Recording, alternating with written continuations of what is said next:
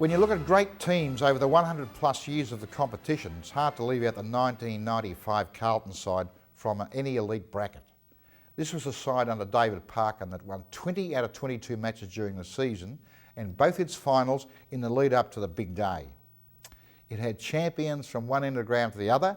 The fullback of the century, Sauce, had Dean Mackay across halfback, providing plenty of run. There was Hannah, Ratton, Koutafidis across the middle, and of course the dual Brownlow medalist Greg Williams. And in Stephen Kernahan, well, a skipper of real class and one of the real big game players of his time. In the ruck there was the beanpole Justin Madden, and at ground level the silky smooth Craig Bradley, still going.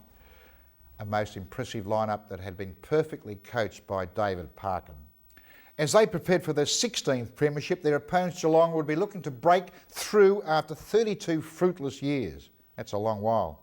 The Cats had many fine signs since Bob Davis took them to their flag in 1963, their last flag, and many fine individuals, but they had never quite got it right. After 3 unsuccessful grand final attempts under the coaching of Malcolm Blight, they would have another tilt at the title, this time under coach Gary Ayres. Geelong captain Gary Ablett was the key to their side's hopes. He needed Gary Hocking and Brownlow medalist Paul Coutts to provide him with the chances to kick a winning score. The Cats had lost in '89 to Hawthorn and to the Eagles in '92 and '94. Many had big game experience. They knew what was coming. Sit back and enjoy one of the top 20 grand finals. Watch out for the forward work of Kernahan and the skills of Greg Williams, one of the greatest handballers ever. The '95 grand final, part of the WEG grand final collection on DVD from Australian Football Video.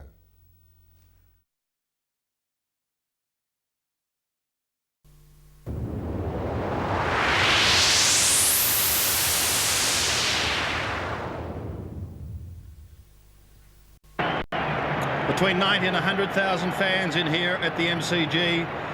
Both of these sides wear the blue and white colours. Geelong in the stripes. Just standing there watching them clap for us, I bet over the years all those people have absolutely booed him when he was at the various clubs. But just on this special day, it's almost as though there's it polarises into one, doesn't it? Football becomes obviously the winner, but you either have the one either side you're bearing for. Right, it's all starting to build. It's time now for the pre-match entertainment. Who will forget North Melbourne's win in the Ansett Australia Cup? The blockbuster on Anzac Day, where over 94,000 witnessed a thrilling draw between Essendon and Collingwood.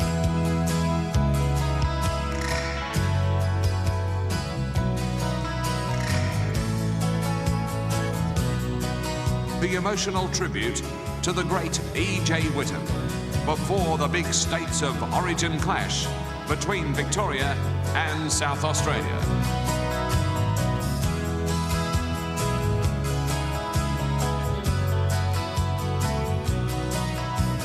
The mercurial Gary Ablett as he weaved his magic to win a 3rd consecutive Coleman medal. Tony Lockett's 1,000th goal at the Sydney Cricket Ground. Sean Smith's mark in Brisbane at the Gabba. And the brilliance of Paul Kelly winning the Brownlow medal. But of all the highlights, it is the battle for the Premiership Cup, which captures our hearts and minds, and which is the driving force behind the greatest game in the world. Will we see Carlton take the Premiership Cup?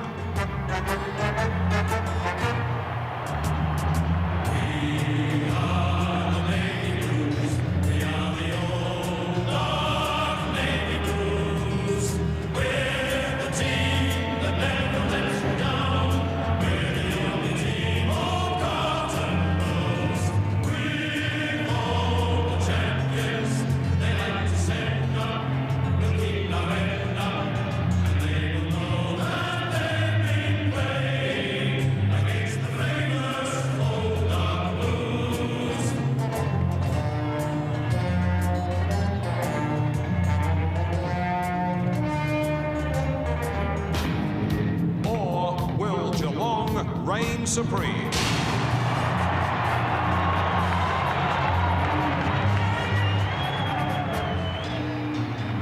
We are Geelong, the greatest team of all. We are Geelong, we're always on the ball. We play the game as it should be played, at home or far away. Our banners fly high from dawn to dark, down at Carnelian Park.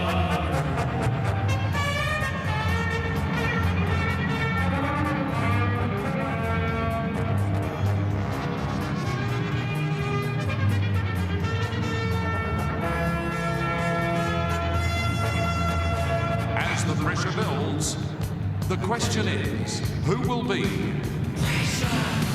the 1995 Premiership team?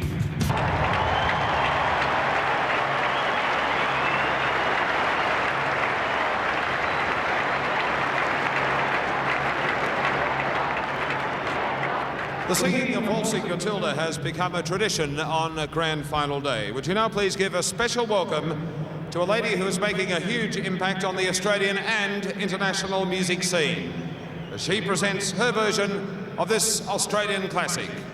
Ladies and gentlemen, Tina Arena.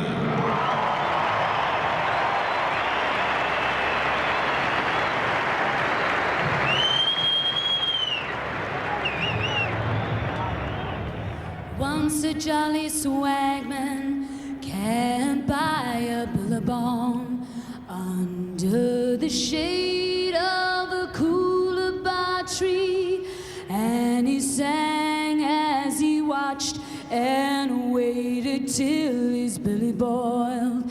You come a waltzing Matilda with me.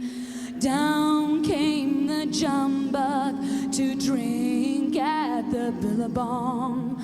Up jumped the swagman and grabbed him with glee. Where's that jolly jumbuck you've got in your tucker bag? You come a waltzing Matilda with me.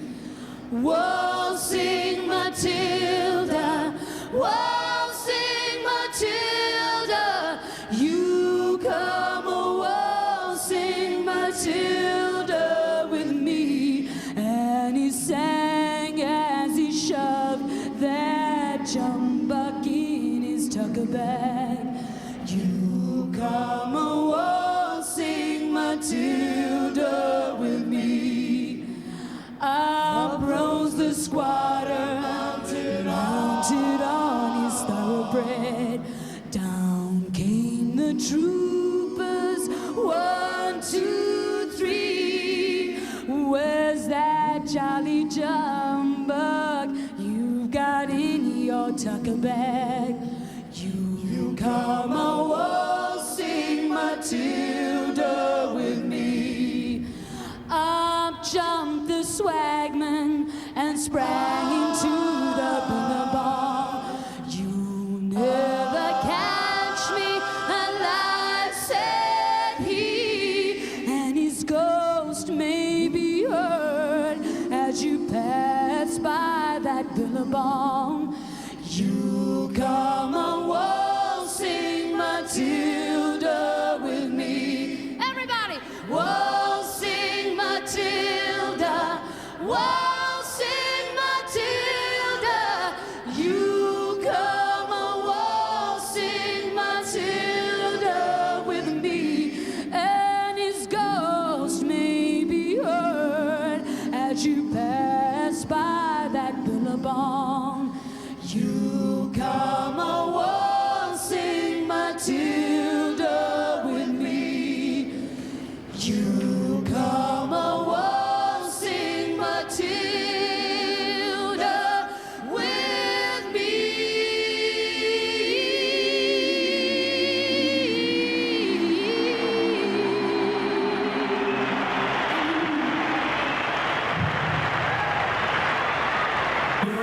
So it looks at this stage, Malcolm, no surprises. No, that wouldn't be the case, Andy, unless they've got 22 out there, but Fraser Brown certainly coming out, as you said.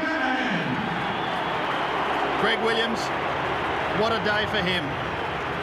He's won just about every individual award that there is to be won in the game. All that is missing is a premiership medallion. Yes, he's been such a wonderful player too, Sandy, and it would be great to cap his career off with a premiership. Well, he's got a birthday this weekend, and I'm sure there's no other way he'd like to celebrate it. One of the great spectacles in sport, that, isn't it? Isn't it? Yep. There's hundreds of thousands of balloons let loose from the MCG. The Carlton theme song, the Navy Blues, rings out around the ground.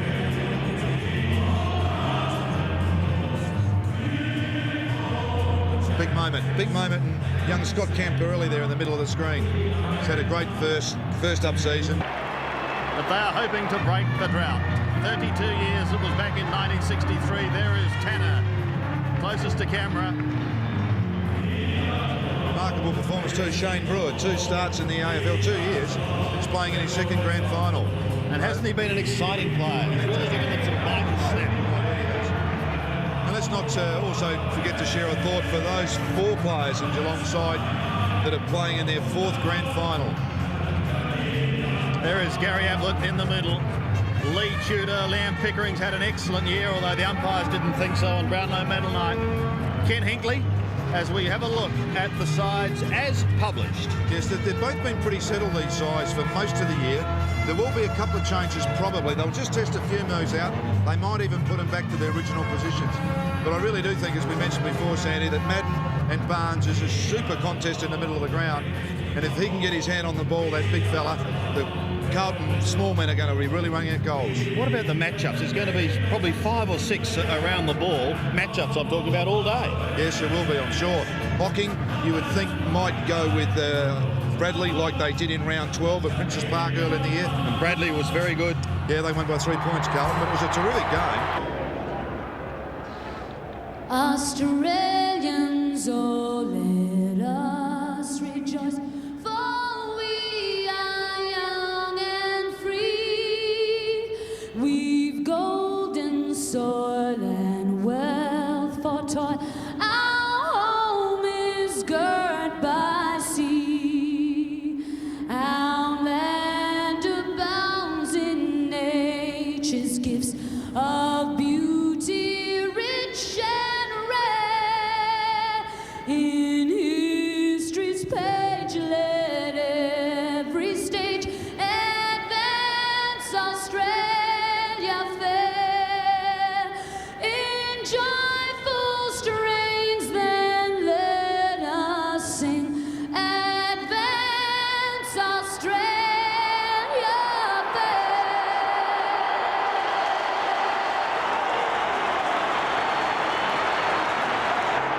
Brad Pearce, only a youngster in his 27th game. There'll be nerves aplenty there, there'll be tension, there'll be excitement. And here we go as the first bounce is underway. It's won by Madden, belted by Clappe, down towards the half-forward line. Rice got cleaned up. Free kick to Justin Madden back at the centre. So it will come all the way back to Big Justin. Carlton kicking to the left of screen. Madden in his 311th game is going to kick down towards his opposing ruckman who got a push. And Barnes will take it on halfback. As Malcolm mentioned, the 2 key players in this game. He comes across the ground to Liam Pickering. Pickering's had a very consistent year. Mensch caught one high. He'll take it on centre wing from Peter Dean. So for the first time in this game, the Cats will go into their attacking zone. Down towards Brownless, down towards Ablett. Up towards the 50 they go. Brownless was the target. Williams looking for his first touch. He got one high from Lee Coleman, and it will come back. You know, that's unbelievable. There's been 2 or 3 free kicks already given. Williams flattened absolutely categorically, and nothing happens from the umpire. Quite blatant. This is Sexton with the football. He kicks towards centre half forward for the Blues. The ball hits the front. Brown hand pass. Couch very productive, but that hand pass a little bit too far. Down goes another Carlton player. In comes Hannah. Hand pass to Ratton. Ratton's kick to the far half forward. Knocked out of the way and taken away by McGrath. Strong football by the Geelong halfback. His kick is a little ordinary. It's bouncing awkward for Tudor. Through goes Sexton. Down goes Hocking. Some good crunching by both sides, particularly by the Cats. Hannah tackled by Hocking. And again, is that dropping the ball? Yes. No, it's a free kick to Hannah. And it's between half-back and centre wing. Is Gary Hocking fired up? Well, they should all be fired up, Sandy. This is a grand final. There's no prizes for second in this game. Tim McGrath tries to take the ball in front of himself. This is Scholl for the Cats. He's tackled by Clappe. The ball hits the ground. In goes Pickering. Back to McGrath. Still the pressure applied. Bradley the first chance to score. Bradley shot for goal. It's the first goal of the grand final to the Blues. Just fantastic pressure then from the Carlton half-forward line to kick that ball in. They really did work hard as a unit, and eventually it fell to Craig Bradley. Just terrific pressure here. Clappe does all the hard stuff. Williams just enough pressure. Rice come in with a great smother, and Bradley the finisher. Wonderful start. McGrath caught on Bradley too across half-back. Carlton leads by 6 points. Hocking through but without it. Madden got a hurried kick as the Blues go down towards the half-forward line once again. Defending was Graham. Off to Barnes. He sweeps it wide to Paul Brown, who's got a little bit of space. Can chip towards centre wing. It had to be perfect, and it was to Mensch, who thought about going on to Colbert, but now goes back. And will kick up towards the Geelong 50. Brownless again, in front, got a touch, but that was all, was unable to hold the mark. Koutafidis holds the football in that huge hand and then gets a kick down towards centre wing. Brown rides his opponent, Matt Clappe, into the ground, and he'll take the free kick. Kernahan coming a long way out. Spalding is at half forward, and the Duke of Earl has it. Between centre and half forward. Michael Mansfield on Pearce, here we go. Kicks down towards that area now, through the hands of Pearce and back to Mansfield. He gets crunched by Rice, but he gets his kick, and it's effective to McGrath. McGrath's on the outer wing, and the Cats are away. Well, certainly the crowd are being entertained early with some bone-shattering bumps. McGrath's kick has been marked by Mackay Brewer. Just a little unnecessary attention, but Mackay shrugs the tackle and then kicks to the wing. Hannah in front, good mark in front of Lord. Yes, that's an interesting matchup, that one. Lord a lot shorter, of course. Hannah goes into Ratton. Ratton a handball over the top. Good into the path of Sexton. Sexton's kick. Two full forward. Kernahan at the crumbs. Clappe. Lovely little hand pass. Williams. Have a look at this. Greg Williams. No, he misses. And he misses by a long way. He misses everything. Would have put a lot of money on that one, Robbo. There was 3s on in the run. And Brownless down from the Spalding bump. But the free kick is with Mansfield. He's in the right back pocket for Geelong. Pretty well perfect conditions for a game of football. He's kicked to the wing, taken by Koutafidis, tries to get it to Williams, chopped short. Brown tackle. Umpire, let's play go on. The ball spills now. Chance for McGrath again. It's his 4th touch early in the game. He's kicked to the wing. It misses Ratton. It falls for Mensch, but he's knocked down and Ratton was astray. The kick to half forward, Madden. That's a mark. And it's been paid to Justin Madden. He's at left half forward, 55 metres from goal. Craig Bradley now moved onto the ball, onto Gary Hocking, so that match-up from round 12 at Optus Oval's on again. Madden, you would think just out of his distance. He's trying to check with the umpire as to where the man on the mark is. He kicks in towards full forward. It's an ill-directed kick, sitting underneath it, Kernahan, taking it as Colbert. He runs away from centre half back. His kick slews off the side of his boot, out towards the wing. Geelong have got the chance here, Couch. He gets the hand pass to Tudor. Beautiful running provided by Tudor. The marker's dropped by Brewer. In goes Mackay. He's punched wide towards the wing. Ablett's in the action. Tries to get it back to Brewer. Brewer's got the ball. Silvani applies the tackle. Mackay goes for the boundary line.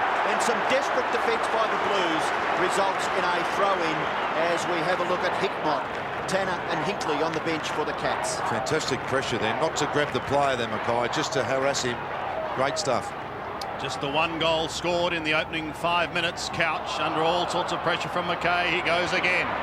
Gets a little chip down towards full forward. Ablett, as he pushed. No, said the umpire. Silvani now feeling the heat. Still in the danger zone as Peter Dean picks it up and coolly comes clear. Back towards the middle.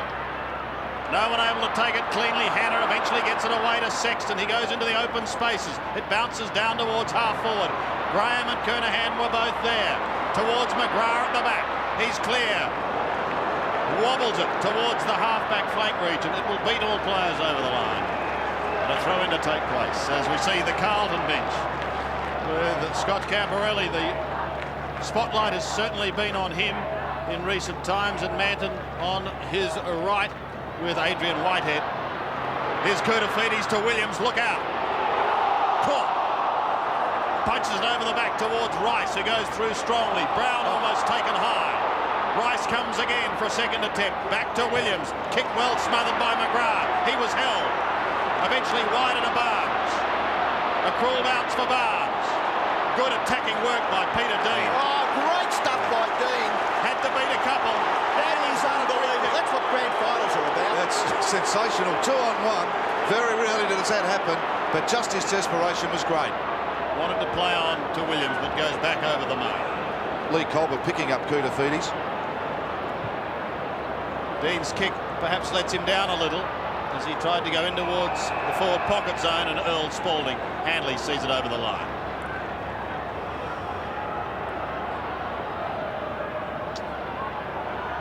Fine day in Melbourne. There may be the odd shower later in the day, but at the moment it's overcast but relatively warm. Williams picking up early possessions at will. Flicks it towards the 50 and Kernahan again. Can't take it cleanly. Rattans at the back. Pickering and Brown there also. Picked up by Brown. In trouble. Handley. Well smothered. It's still in Carlton's forward zone. Eventually to Couch. He can chip to Brown and they'll get away. Brown is at centre half back. His kick, little short, but judging it very well was Brewer. Madden going back, couldn't quite reach it. Brewer's kick into the pocket. Short. Hits Sexton. That's bad football. You've got possession of it. You need to do a little bit better than that. Sexton is in the back pocket. He's probably a little bit further forward than the back pocket. His kick towards the wing. A contest there, and the free kick has been paid to Koutafidis against young Colbert. Koutafidis goes down the boundary line, and the mark there is taken by Clap A. So the Blues doing well in the early minutes. Yeah, both ruckmen playing wide of each other too. Marshalling there across half-back. It was a bad mistake by Clap A. The short kick meant for McKay. Colbert chipped in, gets the hand pass back. Geelong rebound. Here's another rebound. That kick was smothered. Koutafidis has had a few touches. His kick is short. Knocked away from Kernahan. Williams, a free kick is paid to the Carlton captain against young Ben Graham. Interesting. 3 smothers in their forward line already, Carlton. They're really trying to keep that ball in. Goes short. And finds Spalding. Still, it may be a distance that will concern the key Carlton forward, Earl Spalding.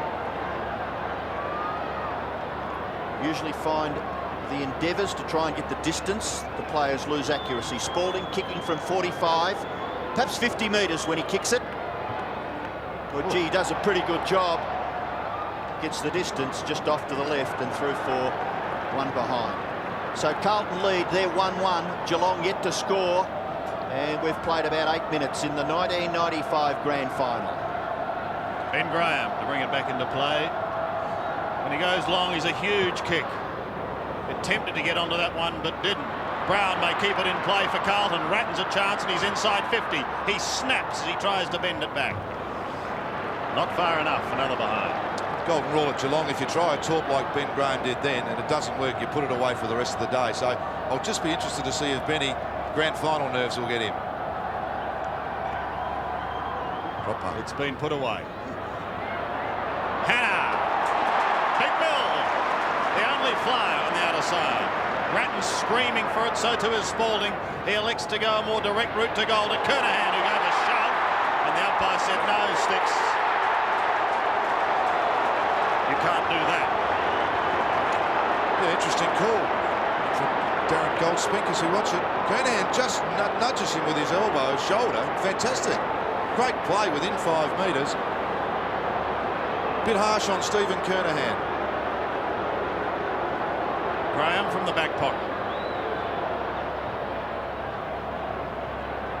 Barnes flying from behind. Hannah is there to tidy up for Carlton. He's got time to have a look down to the Kernahan area again. Again, he almost gives a nudge. Williams is there. Well done. Kernahan off the ground. Carlton are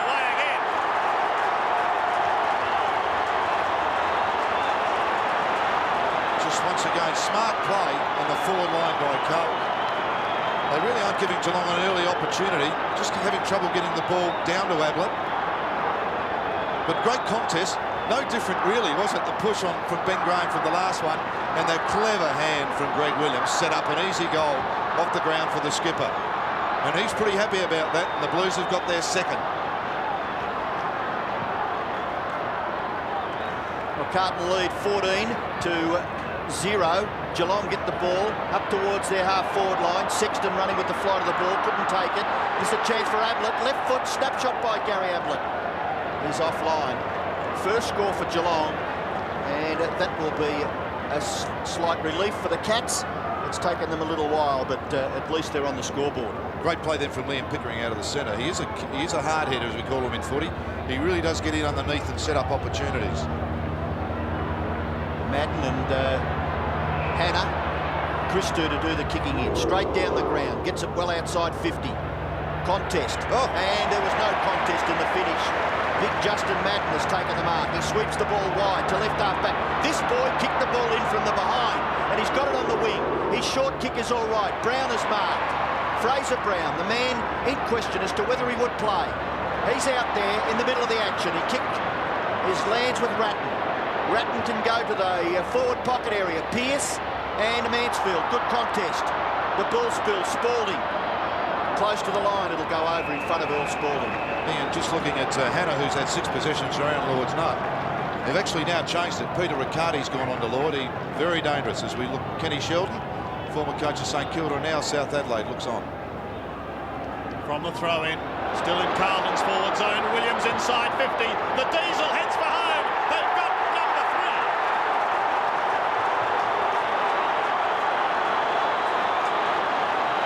Blue Boys are pretty hot in this first quarter.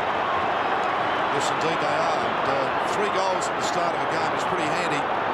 It's a fantastic tap from Stephen Kernahan.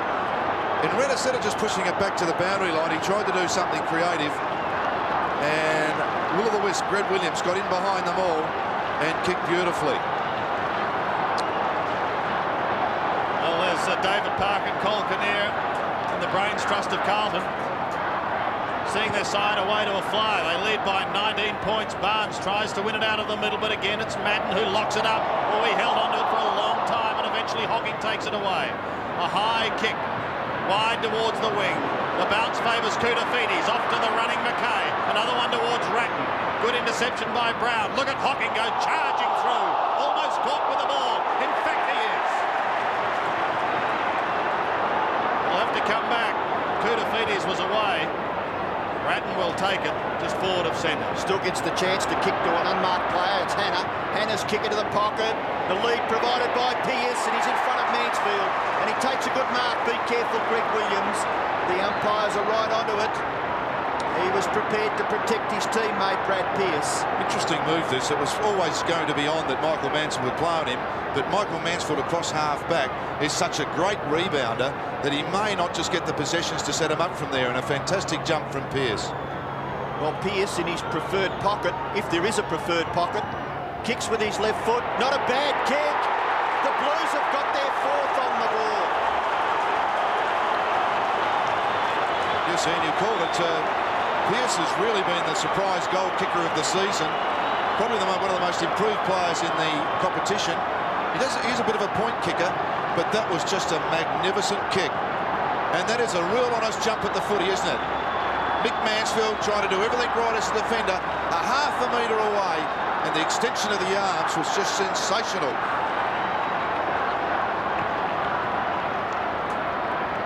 Barnes gets the first hand of the ball, but Koutafidis playing a terrific game in the middle of the ground. Hogg, his kick finds Rice. All Blues players getting onto the football early in the grand final. Clappe couldn't take the mark, but he goes after it. His second go at it was good. Williams, a handball. Spalding, snapshot by Spalding. This is close too. Listen to the stand. No, he misses. Oh, that was a huge kick from there. Spalding second behind. Michael Tuck, Gary Ayres, Neville Bruns, Paul Armstrong. Geelong coach's box. Carlton booted 3 goals in 4 minutes. At the moment, they've ripped open this first quarter. Pickering has it on half-back. Tumbles a wobbly old punt kick to Hanley. And Stephen Hanley will try and guide Geelong up towards the wing. McGrath has drifted down to that position. Not bad play this, Andy. Just trying to steady this down a bit. Yep. Well, they've certainly got to do that. Barnes floats in front. Hocking attacks from the back, and he does it well. Off to Couch. A little left foot chip. No one there, however. And again, Peter Dean. Courageous Peter Dean defends as Christou runs off. They've got players running everywhere, but it bounces off Lord. He gave a push, and Christou will take it on half-back. Yeah, Lord's gone down to that pocket, replaced by Peter Riccardi onto Hannah. Spalding drifted a long way down, but he's got it for Bradley. Bradley sweeps it back to Christou. Towards Koutafidis, who could pluck at him with the one hand, but solid attention from Colbert. Keeps out Kernahan as Graham gets a clearing kick to centre wing, and Brownless. Brownless has got a fire as he gives it to Lord. Aaron Lord to half forward. McKay in front. No mark paid. Couch tries to soccer off the ground. Minch tried to storm through. McKay went again. Ratton hassled by Brewer. Still going. Bradley forward to the middle. Madden away to Sexton. Carlton's away. In towards half forward. And a mark taken on the last line of defence by Mansfield. He gives it to Scholl. And away comes Geelong. Scholl gets the ball to Pickering. Pickering's kick towards half forward. Barnes and Bradley. Shepherding is it now. The advantage is paid to Geelong. Hocking's kick towards full forward. Big fly by Brownless. Ball punched to the front of the pack. Chance for Ablett. Pushed by Silvani, but Ablett's kick gets the distance. Not the accuracy, just offline. Second behind to Geelong. Aaron Lord off the ground, and Adrian Hickmott now going into that forward pocket onto Christou.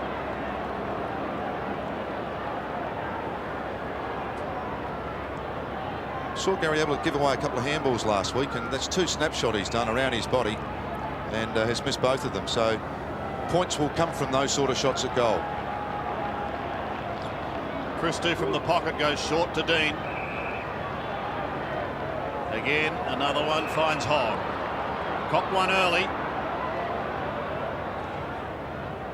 He's a tough nut, however, and he kicks towards Madden. Barnes over the top, and he spoils Mench basketball style back to Hanley. Hanley's caught. The ball spills free. He shovels it forward to Brownless, who was taken high.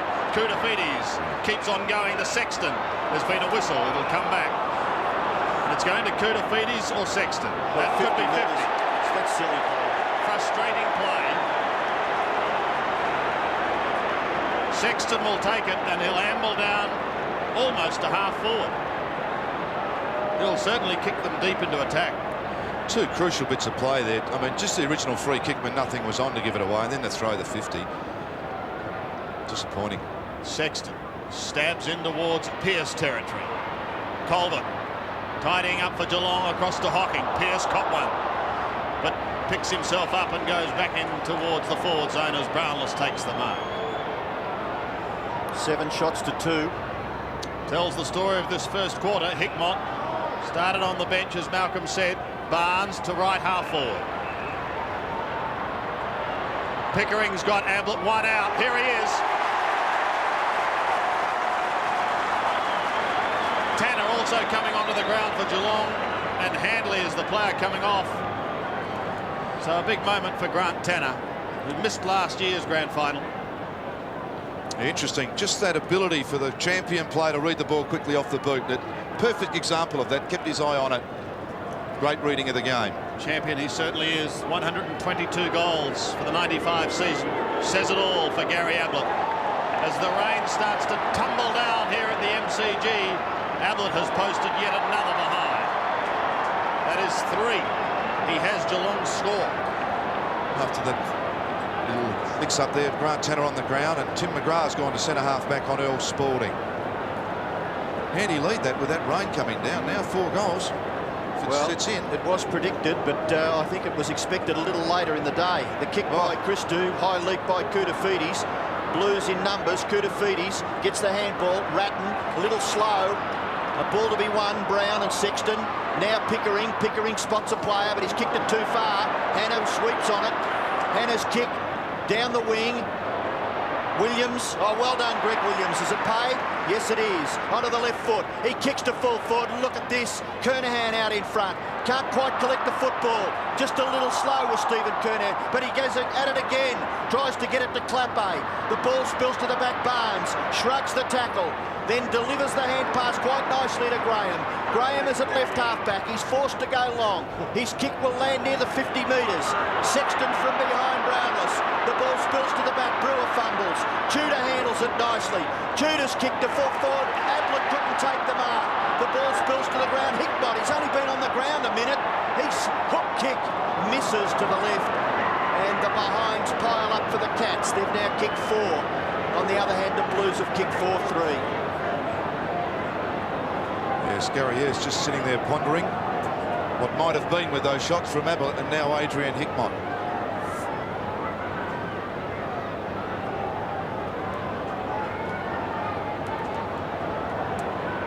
Under 4 minutes remaining in the first quarter. As And Christou is told by the umpire to bring the ball back in. We'll head towards Madden. Brownless over the top. Koutafidis is the first to recover from behind. Just wobbles it towards centre wing. Brown leads Clappe. Gets rid of the football very quickly. Spooned well towards Williams, who's been very, very effective in this first quarter. Ben Graham chances his arm. The youngster does well. Graham to Brownless. He's forward of the centre. Ablett will be his target. No, he elects to go wider towards Peter Riccardi. 52 metres out. And he's kicked Geelong's first.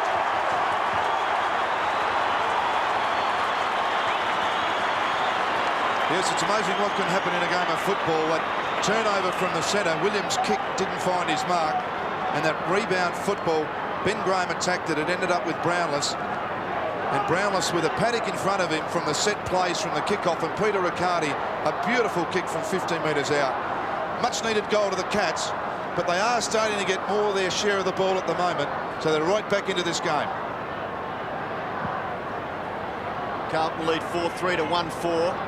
Chance to clear the centre again. Ratton, hand pass to Hogg. Hogg kicks across his left shoulder down towards the half-forward area. Out in front is Kernahan, and he marks on his chest. That rain has become steadier in the last minute.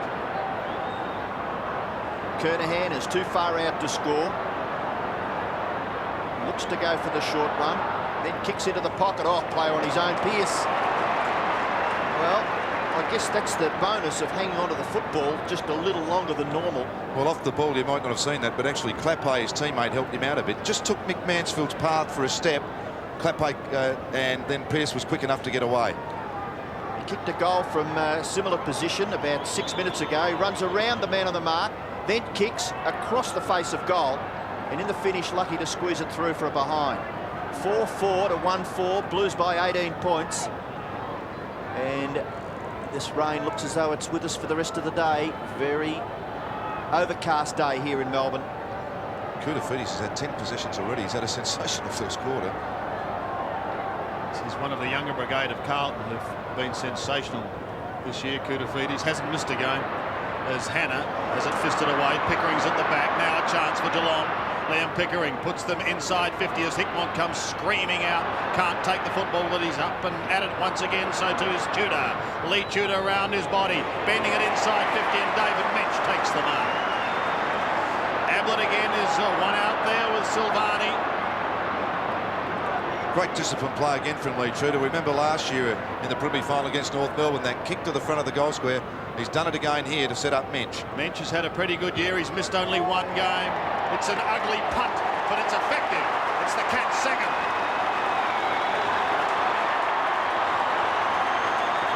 Yeah, so Geelong coming back quickly with 2 goals towards the end of the quarter. Ironically, as the rain's come down, and we talked about perhaps it could have been Lee Tudor with that kick to the front. Beautifully played. And David Minch there in a lot of space. Has improved his kicking, David. As you said, not that wasn't pretty, but they still give you 6 points for him if they go through the middle end. Helicopter. Well, Carlton get first fist of the ball through Justin Madden. Rice has got the football underneath, knocks it on. Riccardi, Brown, gets the hand pass. Rice A little bit of congestion, but he squeezes the kick to half forward. Williams in front of Tanner. Taps it clear. Bradley from 40 metres. Bradley goes for goal. And it's the Blues' turn to be inaccurate. They've kicked 3 behinds since their last goal. They're 4-5 to 2-4. Lead by 13 points. Less than a minute left in the first quarter. Ben Graham playing on Stephen Kernahan. Kernahan has kicked the goal, as has Williams, Pearce and Bradley for the Blues. For Geelong, Riccardi and Mensch. Hannah just gets his foot to it. Rice gives away a bit of ground. Back to Brown. Brown gets a floater. Pearce underneath it. In goes Clappe. Mansfield's still got the football underneath. Appeals for the free kick. The umpire allows play to go on. Eventually it's forced over. Michael Mansfield appeals for the free kick. And didn't he do very well indeed? Very similar to Peter Dean early. 1 against 2 there. Fantastic fighting qualities of Michael Mansfield. Vital seconds now for Geelong. Carlton and Dearly Love won before the siren, but Couch defends to the outer side and Peter Riccardi with half a minute remaining. Riccardi goes in towards centre wing and Barnes takes it at the second grab, floats it back to Peter Riccardi. His kick didn't travel a long way. Into Tanner in the middle. Time maybe for the Cats. Williams almost gets the smother, but it's a penetrating kick towards David Mensch. Doing the roving work was Tudor, shoveled away from his hands for a moment. Still on right half forward as Holt defends to the boundary line. He sees it over. And a throw in with only seconds remaining. Madden comes across to contest. This time he'll be up against a Mensch. McKay waiting down in front, so too Brown. Fraser Brown has the football, but it's quarter time. Thank you, boys. 13 points the margin as we go into the second quarter. Barnes and Madden, and it's won by the latter. Down towards half forward, but taken away by the Cats. It's Scholl who takes it from Couch and punches it long towards half forward. McKay spoils. Brownless roves. Billy shrugs the tackle. Gets it clear once again. Couch, can he get round onto the left foot? No, he can't. Awkwardly to the right, but it's going to be effective to Barnes. He plays on, does John Barnes. He goes for goal, but he misses to the right. In fact, just shaving the post for one behind. His first score of the day.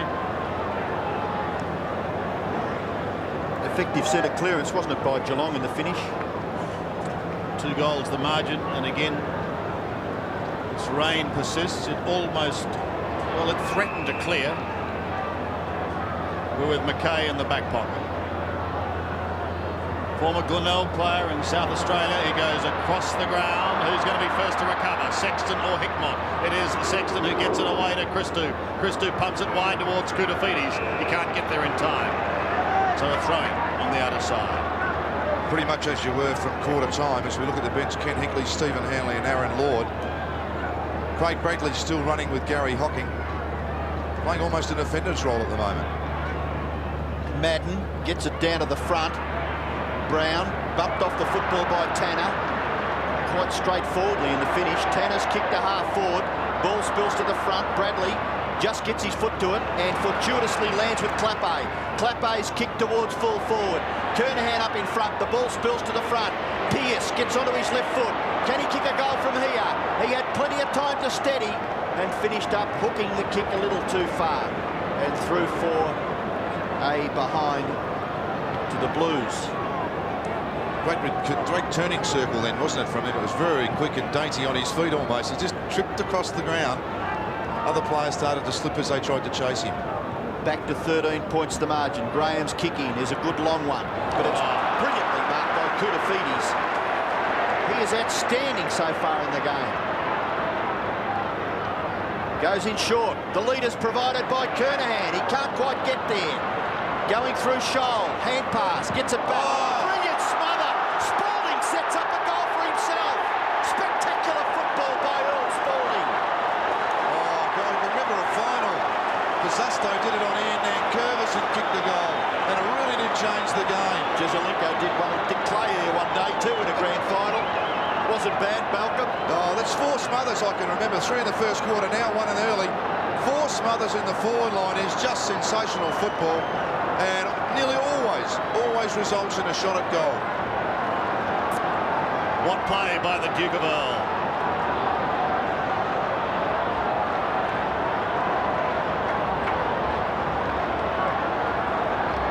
So the Blues were revved up after that one.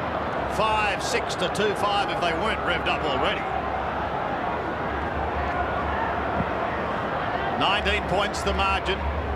Madden wins it. Spalding went through strongly, but it's McGrath who charges away with the football down towards his co-redhead, Hickmott. His wonderful pair of hands, Adrian Hickmott. Just had a flat spot towards the end of the year. He's fought his way back into this side. His second and third games for the club were finals.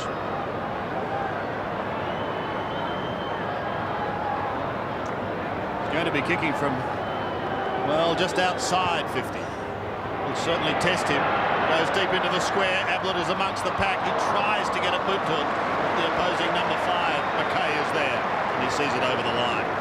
So the Cats doing it in awkward fashion in behinds as Diesel Williams changes boots. 2-6 plays 5-6. Yes, that middle will be very slippery now with that rain on it being hard now, a bit slippery. Silvani brings it back into play to McKay, tucked in the back pocket. Now this is where they go over the other side now. They go back the other way. And then straight down the middle to Peter Dean, off to Christou. Just gets away from Hickmott, but is forced to go wide. Barnes backs into the pack. Here he is, Koutoufides, streaking away down towards half forward. Mansfield charges out, picks it up now and goes in towards the middle. Pickering comes out to meet the football. They're in hot pursuit of him. He gives it away very, very quickly. Clappe may take advantage. Matt Clappe to half forward. A little too high for Kernahan. And Graham will tidy up for the Cats. He's going to have to be forced to kick to a no-one situation. Hannah gets back, but taking the mark, coming down the ground is Hickmott for Geelong. He's on centre wing. Hickmott goes in towards the centre of the ground. Mark is taken by Brewer in front of McKay. McKay being asked to come back on the mark. Brewer goes across the ground. Gets a little bit behind Paul Brown. He's had to wait and then take the mark and then proceed forward. He's kicking towards full forward. Gee, they teamed up on Ablett then. Christou and Silvani. Hand pass goes back to Ablett. Ablett's kick is high in the air. Not really all that brilliant, and Silvani nearly made it. Gee, it was a top effort. He made a lot of yards to get there, Stephen Silvani. Eventually spills over for a throw-in. 5-6 plays, 2-6. Stephen Silvani tried in vain. You'd almost nearly pay that. Nearly came off his boot on the full two. Bradley tackled, brilliantly tackled by Hickmott. Brown goes in hard. Still the ball to be won. Oh, another good smother. Cooter in there for Geelong. So was Brown good in the action. Bradley, handball. Goes as far as Koutoufides. His running skills gets him out of trouble. His kick in towards the middle of the ground. And chopping it off for the Cats is Riccardi. Peter Riccardi thought about Tanner, but goes shorter to Barnes. Back to Riccardi. He runs through the 7 Sports sign in the centre and blasts one to Paul Couch. Bang on the left foot, he goes back. No mark to Brownless. Hogg on all fours. Gets plenty of assistance from Dean. Bradley there also, and Christou close to the boundary line.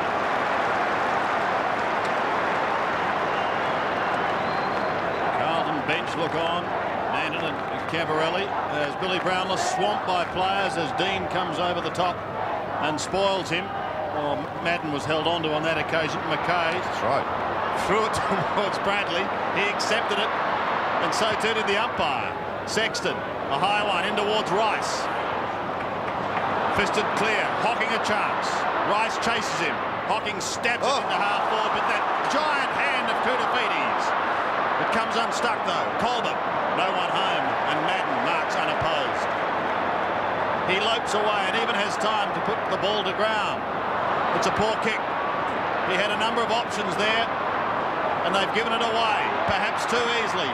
Pickering, a floater towards full forward. Brown was caught behind and forced to spoil, went over the top. The advantage is paid to Bradley, and he bounced his way down through the centre, up towards half forward. Pearce tries to spoil. He can't. Mansfield marks strongly and plays on. Runs away from Kernahan. He's kicked towards half forward. Another good contest. Sexton does very well. The ball kicked away by Ratton in the direction of Hannah and Riccardi. Hanna goes after it, slipping over his shoulder, but he gets the hand pass to Riccardi. Good play by the Cats across half-back. Now Graham, who kicks the ball prodigious distances, but only as far as Madden. And Big Madden sticks up those long arms and marks just wide of centre half-back for the Blues. Really important move was Peter Riccardi on the wing. He's starting to get on top of Hanna now and give him some run across that midfield, which they lacked in the first quarter, as Gary Ablett comes and almost pulls up. So nothing in that. Gee, a poor kick, but touched off the boot. Play on, Rice to Hogg. Hogg's kick to half forward. Clappe, good mark. Brown was only centimetres away, but Clappe affects the chest mark between wing and left half forward. The Williams lead for the moment ignored. Pearce charges in towards the pocket area.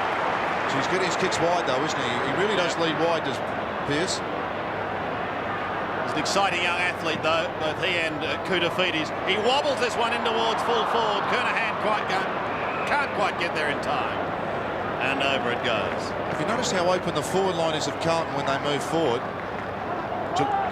Really the Carlton blokes at their back end block it up. Really open forward line, Carlton. Kernahan, Koutafidis. Again, he almost had it. Clappe close to the boundary line. He keeps it in play towards Ratton and Williams. Williams goes again for the second time. Riccardi over the top. Tunnel ball out the back. Ratton and Hanna. Caught is Mil Hanna, but he bounces off and he gets another chance. Finds Ratton. Off to Williams, back to Ratton. Like lightning into the pocket. Brown is there. But sails over his head and over the head of Lee Colbert. And that ball was very slippery then, wasn't it? Just a really bad patch. If the ball stays on the ground too long, it does get slippery. If it's been a good kick, usually it dries out a bit in the air. So the boundary throw in, Kernahan doing the ruck work. Brown gets it to Williams. Williams loves this situation. He absolutely adores it, but he misses by hitting the woodwork. And didn't he measure it off? Had a little bit too much room maybe for Billy Goggin. Interested onlooker. What a great player he was for Geelong and, of course, representing the state. Ben Graham kicks it to himself. Gets a few precious metres and then measures the kick beautifully and finds Riccardi. Riccardi's on the Carlton 50-metre line. Looks to play on. There's a player down here on his own in front of us. It's Talbot. He goes from the back, nearly takes the mark. Spalding, but it falls for Couch. Couch's kick is beautiful, absolutely perfect, and finds Brown. He gets it to Mensch. Mensch forced to kick and measures it equally as well as Couch's earlier and finds Hickbottom centre half forward. Two magnificent kicks in that passage of play by Couch and then Mensch, and the Cats a chance to get their third goal. Hickbott coming up for his fifth kick. It wobbles and hits the post. So the ledger from that point of view has been squared away. The Blues have got one through Williams, a poster, and Hickbott, a poster for Geelong. 2-7 to 5-7. Exactly 18 points the margin. Silvani to kick in for the Blues. He goes straight down the middle. Hocking cuts it off. Ratton defends well. Finding Mackay on the outer side. He chips to centre wing and he finds Koutafidis. He's having a marvellous game. He's got it to Rice. They're charging down the ground. Peter Dean's alone, and he's sprinting now towards left half forward, the veteran. Here's Dean, 65 metres out, passing, looking for Kernahan initially. Williams at the back, trying to sport. Oh, here's Madden. Justin is going to goal.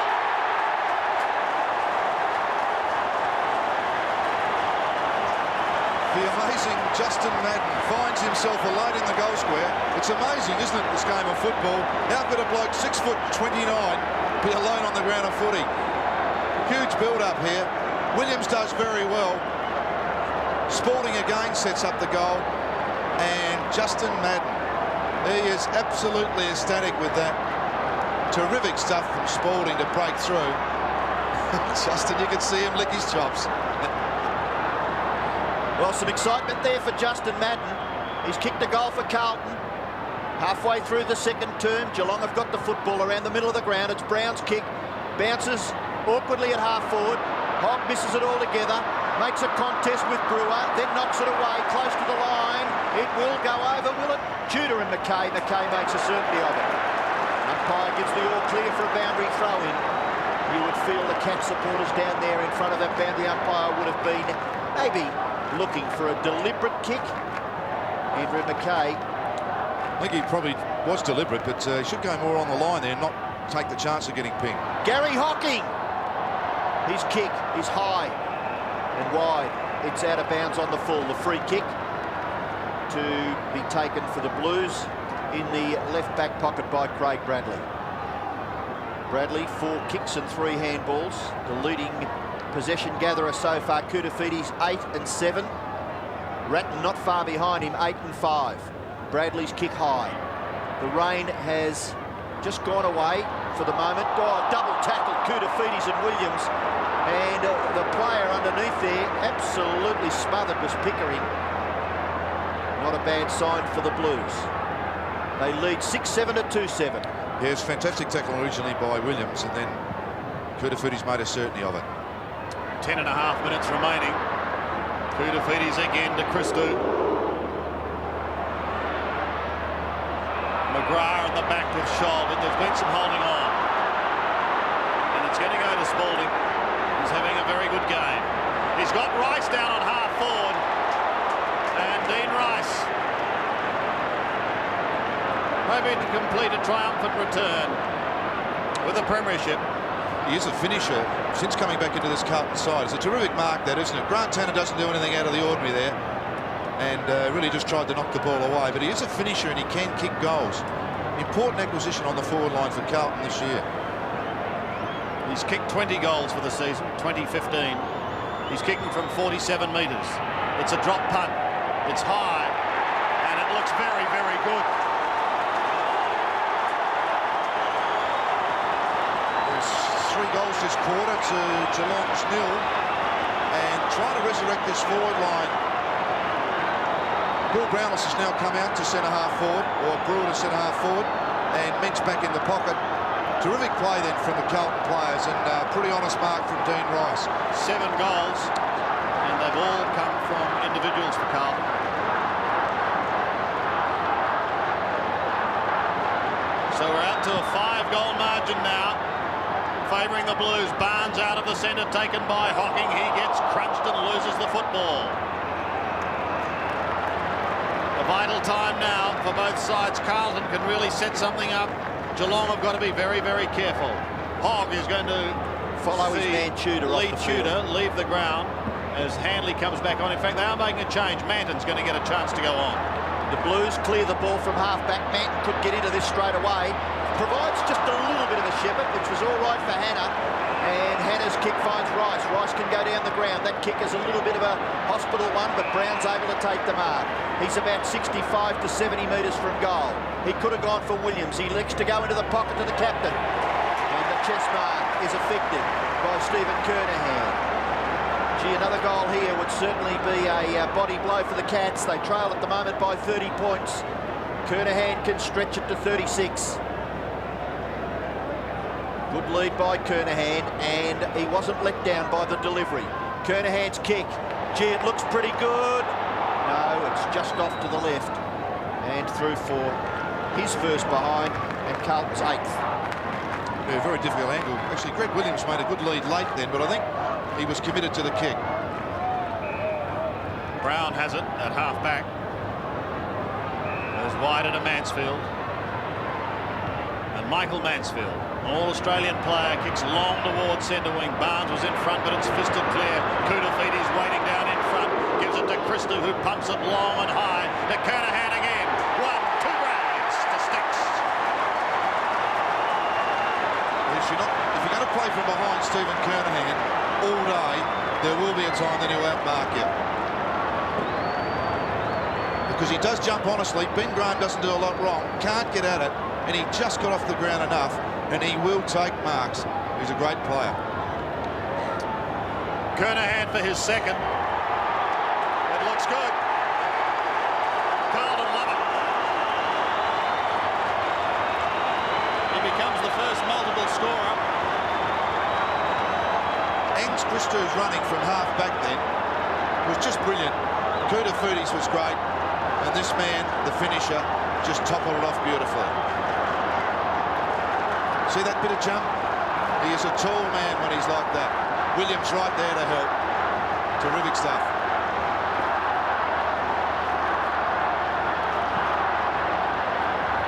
Carlton doing it in bursts. 3 goals in 5 minutes, and now the danger signs up for the Cats.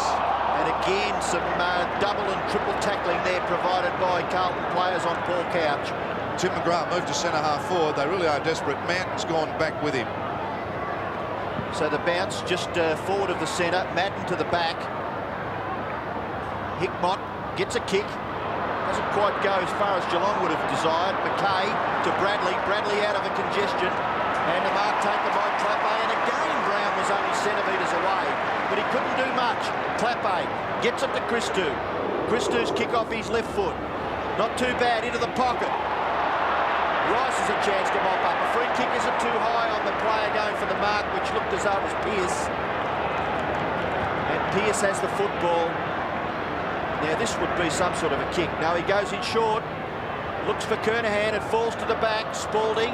Kernahan gets his left foot to it. Not far enough. Taken by Scholl. Hand pass Tanner. Tanner further across the full-back line. Barnes no one to kick to. Gives the hand pass away. Goes back to Scholl. Williams nearly to run him down, but he gets his kick away.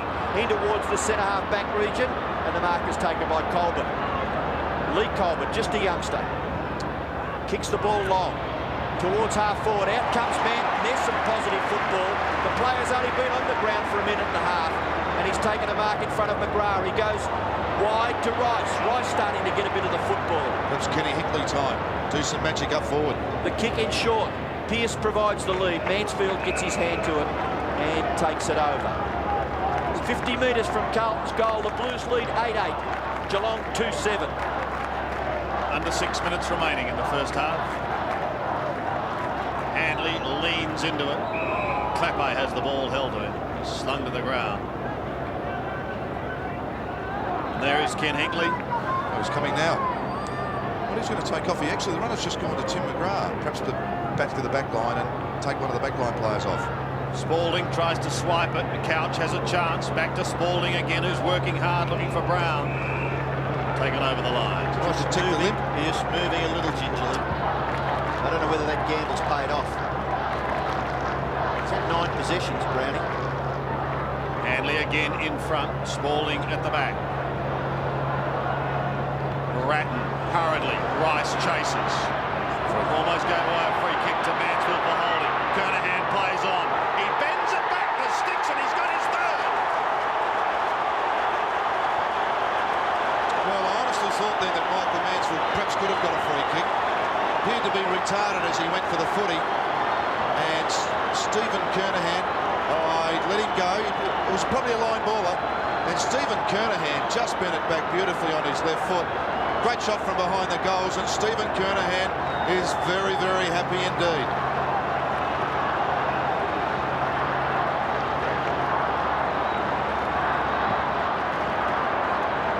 To 2-7, and Bradley gets it out of the centre towards half forward. Away goes Brown. He's whacked in the face, but in true style, he went straight after it and kicked it to Colbert. Colbert's on the wing. He goes short and finds Pickering. Pickering able to size it up, then kicks towards half forward. The ball to the back of the pack. Chance here for Brewer. Hasn't had much of the football. Little kick. Manton gets his right foot to it. And McKay again goes for the line. Silvani. Hand pass down the line. This is Gary Hockey. Little kick in towards the middle. Barnes to Brownless. What can they manufacture? Couch must get this if Geelong are to be a chance. And Couch, he dobs it from 35. Pretty good kick by Couch in the finish to get his first goal in Geelong's third.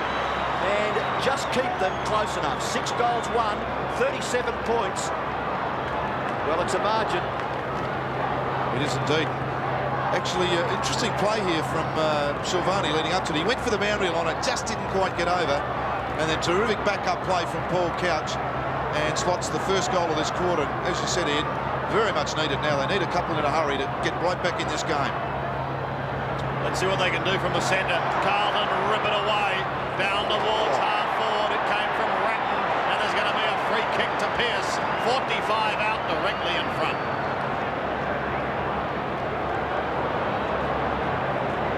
Kenny Hinkley on the ground up forward, and Tim McGrath's got back on Rice, and you'd have to say that was over the shoulder, in the back, and pretty crude. Free kick? Most definitely. Quite comprehensive, in other words. So Pearce, who kicked one in the first quarter, hoping to answer the couch goal. He kicks from 47 metres. He kicks truly. Carlton have the answers at the moment. Yeah, it's a wonderful kick then from Brad Pearson. Brett Bratton has had 16 possessions, and we've still got just under 4 minutes to go before half-time. He gets the hard ones. He's a beautiful style of a kick, isn't it? Most left-footers are, but he is a classical left-foot kick, and Stephen Kernahan clapped that a long way from home. Very important centre break here for Geelong. They trail now by 43 points, 4 minutes left. And they're going to get the centre break they were looking for. Pickering to Couch, he's tackled, gets the hand pass away. Hinkley in the action. Pickering's kick is short and good, finds Riccardi. A stretching kick for Riccardi, 50 metres. He's kicked one of Geelong's 3 goals at this stage. Ablett providing the lead. He goes short. He's still 50 metres away, but this is Brewer now. So no closer. Improves the angle a little bit. What about Brewer? Malcolm, can he kick the distance? His very best kick would make it, but Well, we'll soon see. Gets underneath it a little bit. It'll land near the goal line. Gee, there's a big pack of players. Brownless was up high. Koutafidis close to the line, knocks it down towards Williams. Williams goes wide. The race is on here. Brown and Bradley. Bradley gets in. Brown gathers the football, then sweeps the hand pass to Brownless. Brownless will kick to the square. Silvani, back goes Madden, nearly the mark to Midge. The Blues may force it over for a rush behind. It is in the finish, and not a bad result for Carlton. Geelong fans may be thinking that that could have been paid. Gee, their defence has been terrific, Carlton, hasn't it? Haven't given any easy goals yet to the Geelong team. Manton runs it out towards Hannah and Riccardi. The latter marks. He's got on top there, and he gives it across to Pickering from 55 metres. Pickering goes in towards full forward, but Madden thumps it over the line. Conceding one behind. It's Hinkley and Bradley. Hinkley coming off the bench. Christou, however, has the football in the back pocket. Again to Manton.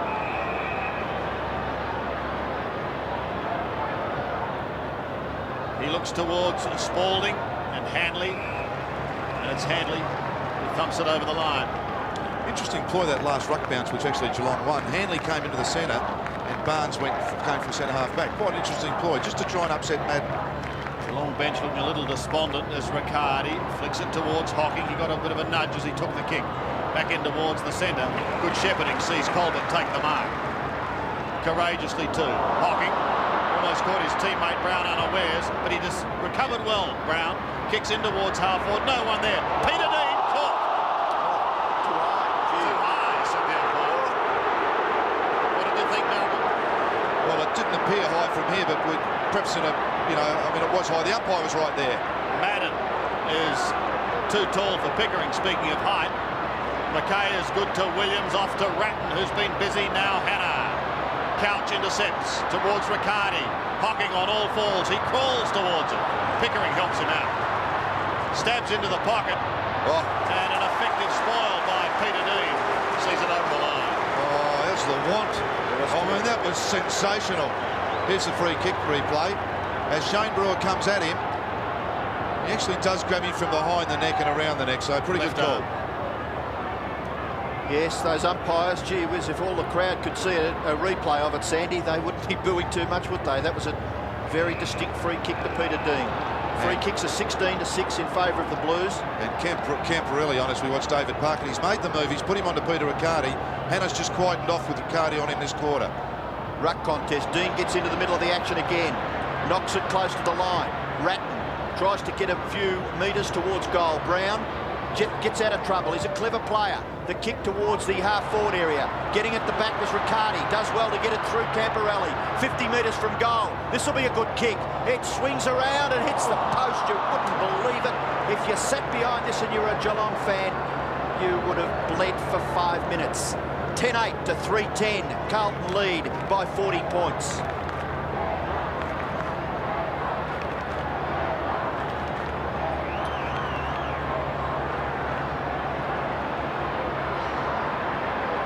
Inside the last minute of the first half. Christou towards Sexton and Madden, and a good mark by Sexton.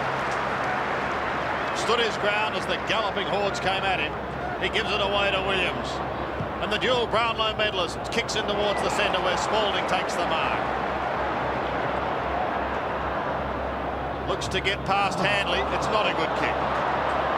Hockey to Brownless. The Cats had loved one before the siren sounds. Pickering almost caught by McKay. Gets his kick towards Ablett and Silvani. Ablett in front but couldn't take it. Dean again defends as if his life depended upon it. And we'll have a throw-in. Watch it. Just seconds left. One-on-one defence. Fantastic from Carlton. Throw in again. Barnes, Madden, Mensch and Dean just floating into the pack. Madden got it to Williams. Pressure on Koutafidis, who's been sensational. Christou also excellent as the siren sounds. He gets ridden into the ground. Careful, Billy. Still a half of football to go. And the last thing we want is a melee, but that looks as though it's what we've got. They're coming from everywhere on the outer side in front of the southern stand. Blues would do well to get out of this, I think. You've got nothing to gain, I don't think.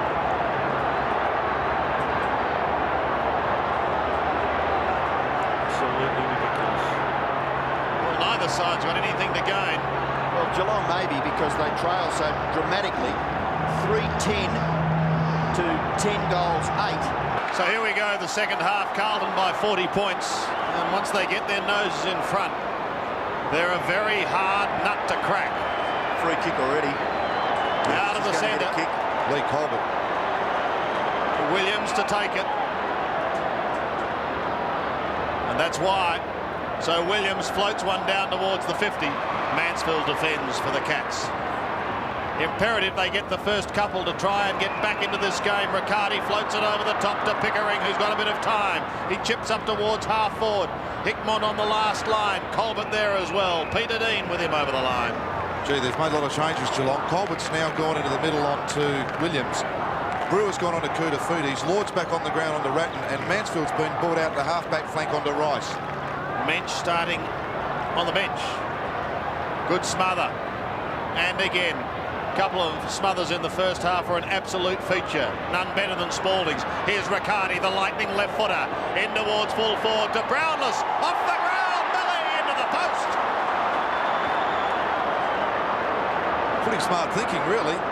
Gee, you're not going to win the game if you do that, though. He's firstly got his foot to the ball.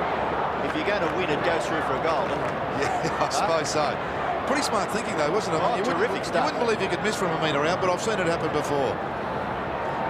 Bradley has the football from the kick in. Bradley in the right back pocket. 10-8 to 3-11, Blues lead. 10 possessions to Craig Bradley. Now he runs on.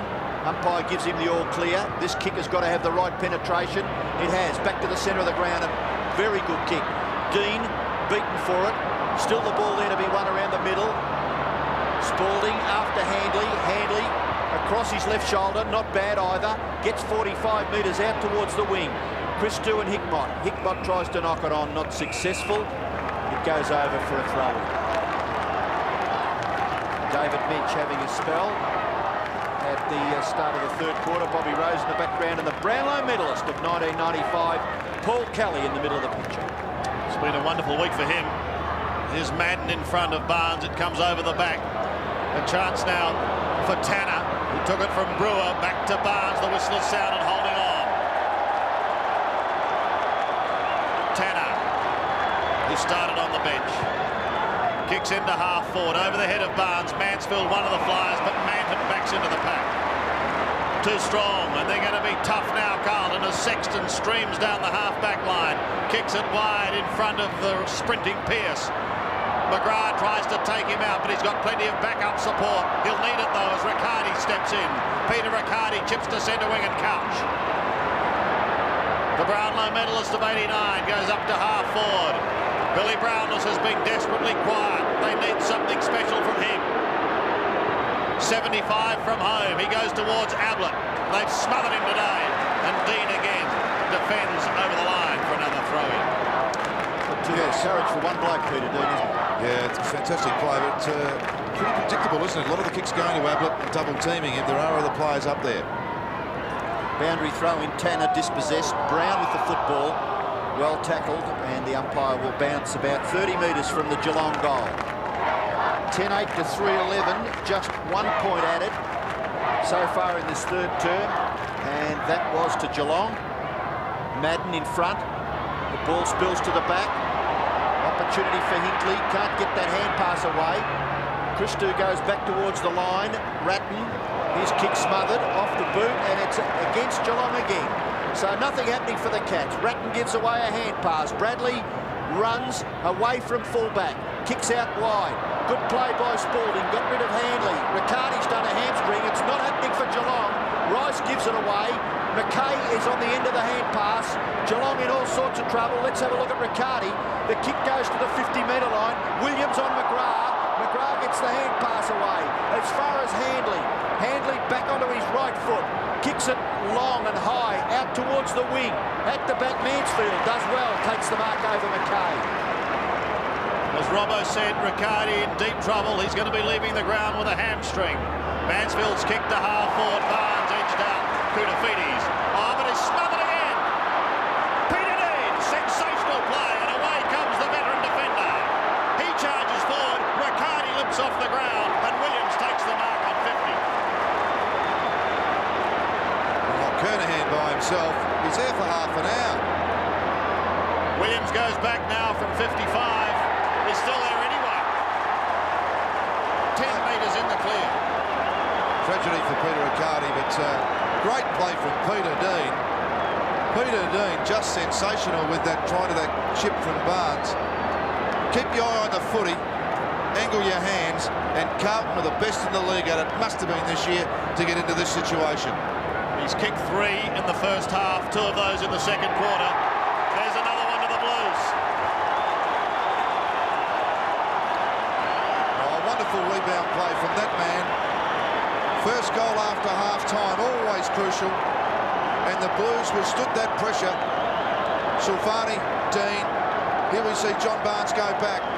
And the kick just coming across. And everybody out of position. And what was interesting here was a great chip kick to Williams. Most important, the bloke running with the footy uses the footy well. Kernahan, the goal kicker, he's kicked 4. The Blues lead 11-8 to 3-11, and Gary Ayres has some thinking to do. Geelong go forward. Gatherers by Pickering. Hand pass a little sloppy. Hannah may be there to mop it up. Bradley, hand pass, well done. Ratton off that right foot, kicks into the pocket. Pearce gets rid of his opponent.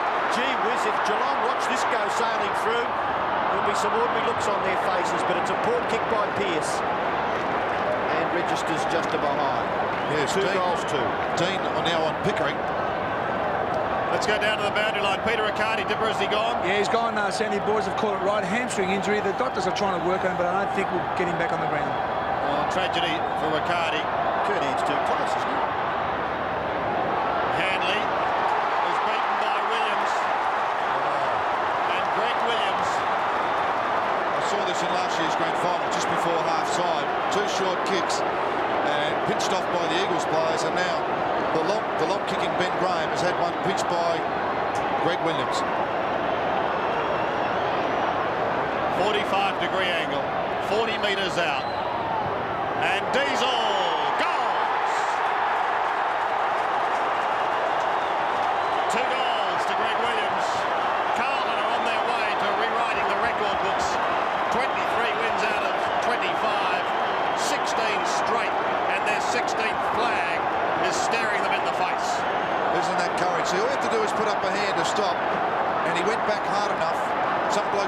fist, Diesel put up his hand and took a great mark. He looks as though he may be favouring his left arm. Is he there, down there? No. 81 plays 29. Madden gets his left fist to it. Brown, Madden with the left foot. Spalding crashes through, then gets the hand pass away, but only as far as Barnes. Barnes kicks down the ground to half forward, but a good mark taken by Christou.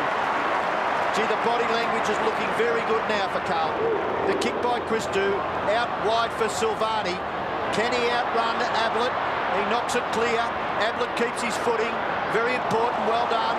Gets it to Brewer. Brewer's gone. The hand pass was ordinary. Back in goes Koutoufides. Gathers the football. Just a little kick was to the benefit of Madden as a free kick behind play. It's against Koutoufides and it will go to Brewer for Geelong. Didn't quite see what happened there, but Brewer has the free kick. He can go short. Handley has made good position. One bounce. He runs down to half forward. Looks to give the hand pass. McKay's got him. Hand pass. Falls at the feet. Well done, Andrew McKay. The Blues doing everything right in the early part of the third term. Dean gets in there to congratulate his teammate. Koutoufides, we have a look at why the free kick was given to Brewer. Got him high in. An indiscretion against Koutoufides. One of his rare indiscretions so far in the game. Madden, too much height for Barnes. Ratton towards centre wing. Spalding leads in the race for the ball. He's taken over the line by Shane Brewer. Yes, that is the correct decision, because you must make some attempt, and he didn't, even though he went towards the boundary line. So he's pinged for holding it. And he goes short to Tanner. Gee, Carlton's defence has been sensational, hasn't it? Dean, Christou, McKay, Silvani, Sexton. Restricted Geelong so far to just 3-11. Yes, you don't get a better half dozen than that. The defence is outstanding. Ablett, well, he can't get a sniff. Dean again defends. Extremely well to Hannah on the other side. Bradley. Up towards centre wing. Coming a long way out is Steve Granahan.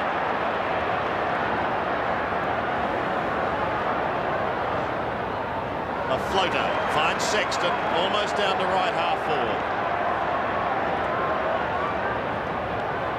Carlton dominating now as Pearce flies. So too does McGrath, unable to take the mark. Bradley waits down his 70 out, hooks it round his body towards Spalding and Handley. Handley comes over the top, fists it towards the boundary line. Pearce gives chase. He's under pressure from young Ben Graham, and it's over the line. My word, he got there quickly. That was super. My word, yep. So a black day for the Cats, and one of the legends of the game. He wore number 5 with great distinction. Graham Polly Farmer would be bitterly disappointed to see this. It's not over yet as Brown charges forward. So too Handley gives it away to Hocking. Hocking on half-back goes back to Brown, and Brown will clear towards centre wing and Barnes. And Barnes has the football for Geelong. Goes in towards half forward, too high. McKay then him up for the Blues. He can go to Koutoufides. Out in front. You would think he's got the chance to outrun Brewer, but Brewer reprised the tackle, then gets after the football. Koutoufides and Brewer.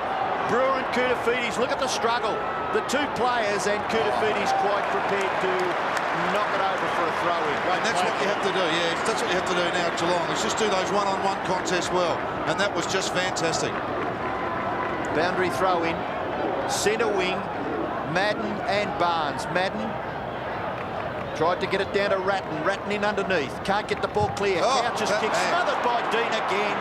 Clappe, short one. Dean's on it. Can he kick a goal? Peter Dean. He's dumped after he kicked the football. It may go through. It's marked by Williams. He's going to get the goal anyway. Greg Williams has got it for the Blues.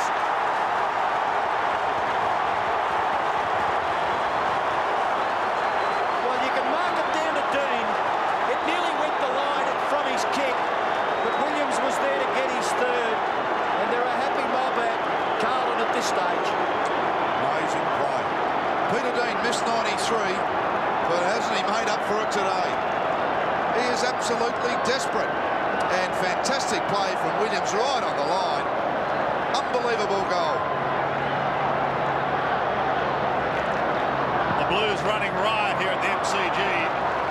Williams is going to get his wish. Brown out of the centre. Madden and Bradley combine over the top to Hannah. They go charging forward again, but it's going to come back. Holding on. come way back to the centre and Grant Tanner. It's interesting. Why does sometimes that penalty is 50 metres when the player kicks the ball? Yeah, they've actually put that away a bit to the end. I mean, players can't hear the whistle sometimes. You've got to believe that. Tudor goes on with it now, just forward of the middle. Pickering shrugs the Rice tackle, gives it back towards Hickley, who kicks it long and high towards Ablett.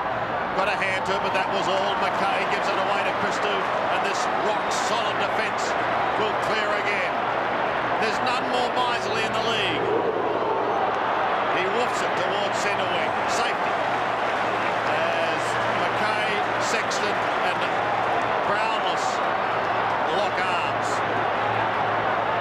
Barnes comes in to make a foursome, but the game goes on. That's how it started. Nothing in it. As we go back to the action, Clapper has eyes for the football and he comes courageously into the pack. Spalding got a bad bounce. Couch a good one. Just flings his boot to it, but finds Barnes. He's still forward of the 50. Now passes in towards the forward pocket region. He wanted Ablett. Silvani's too good. Away he comes. 2 bounces to Stephen Silvani. Gets to half back. Then kicks to the middle of the ground. Carlton on the end of this one. Clappe off the left foot. Clappe looks for Kernahan. It covers that player and his opponent Graham. In goes Colbert. Williams keeps his footing. Can he gather the ball? He knocks it to the favour of Kernahan. Kernahan, very difficult ball to grasp at ground level. Ben Graham gets his left foot to it. Kicks it down towards the wing. Leading in the race for the ball is Tanner. He gathers and then kicks high. Indiscriminately, he's dumped by Brown, and the free kick will go down the ground to Brewer at right half forward for the Cats. Yes, really just didn't need to do that, did he? A little bit soft, but anyway, it was the free kick. Hickbot goes into the pocket. Ablett slips over. In goes Christou to make the contest with Pickering. The ball to the front of the goals. Back goes Manton and Hickley. Hickley falls over, gets the hand pass back. Sexton and Christou, a little bit of misunderstanding. Sexton's in there, and he locks it up for the Blues in the left back pocket. They lead 13-9 to 3-11, and we've got 9 minutes left in the third term.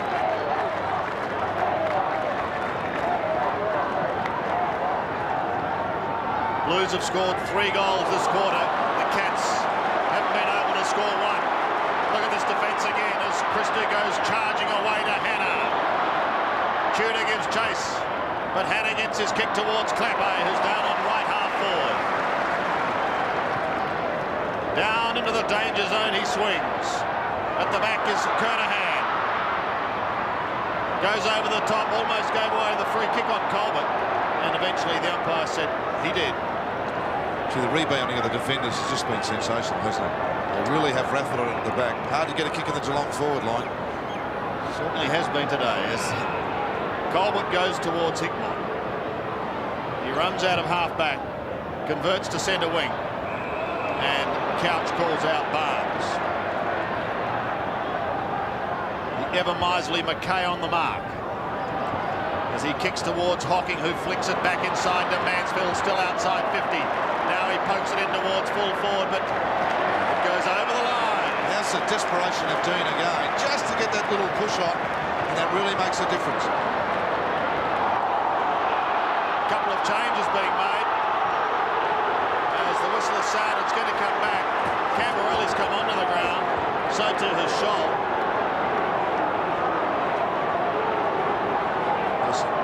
Lee Colbert off the ground for Geelong. And just missed the Carlton player.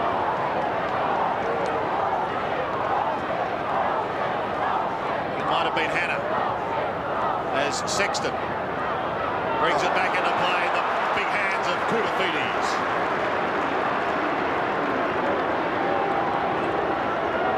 We mentioned that low scoring. The Cats' last goal at the 22-minute mark of the second quarter. It's been a long time between drinks. Carlton will be hoping to celebrate Greg Williams' birthday tonight with a few if they continue in this vein. Clappe gathers the football, had a second go at it. Got it back to Pearce. Pearce from the left foot, usually pretty good. Towards full forward, Madden was in the action. The ball spills. Camperelli! Snapshot by Camperelli, it's home!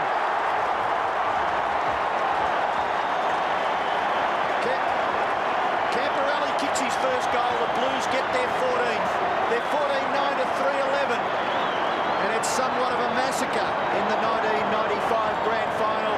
The Blues fans with plenty to cheer about, but the Cats fans have been left lamenting. There's great contest there, and Henry Madden does it well. And Camporelli, with great poise for the youngster, he is absolutely delighted. His first goal in a Grand Final. 29 plays 93. Carlton have kicked 9 out of the last 10, and Madden sends them forward again towards Kernahan. Can't take the mark, but Graham is claimed. Look at the tackling by Sticks. He gives it away. This could result in another one.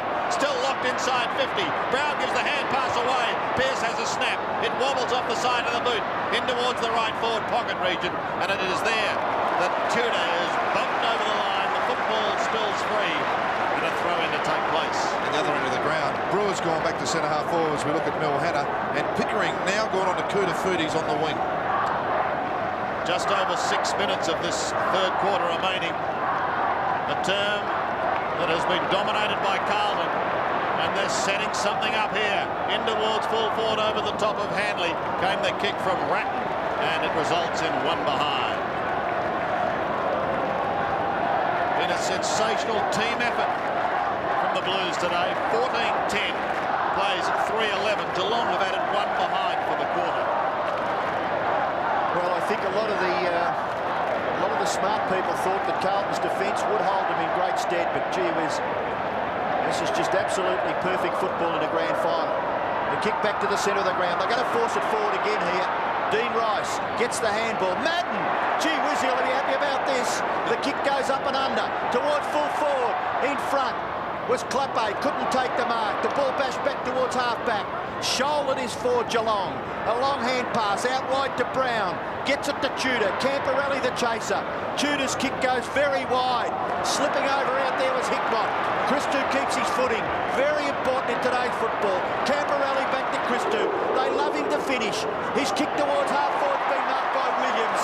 And Williams with 3 goals against his name.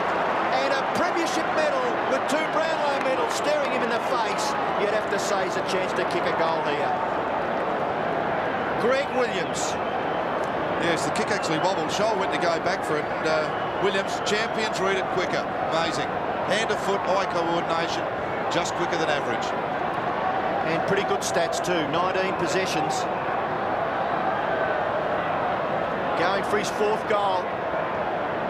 Such a professional.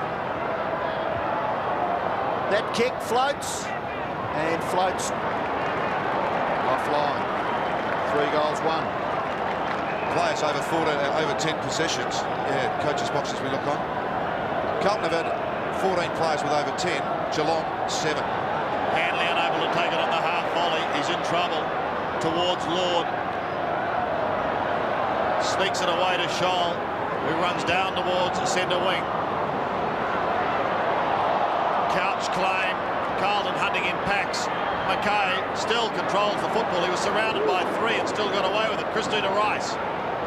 Pushed off the football by Mansfield. He keeps it in play, but only as far as Christou. Got a hand to it.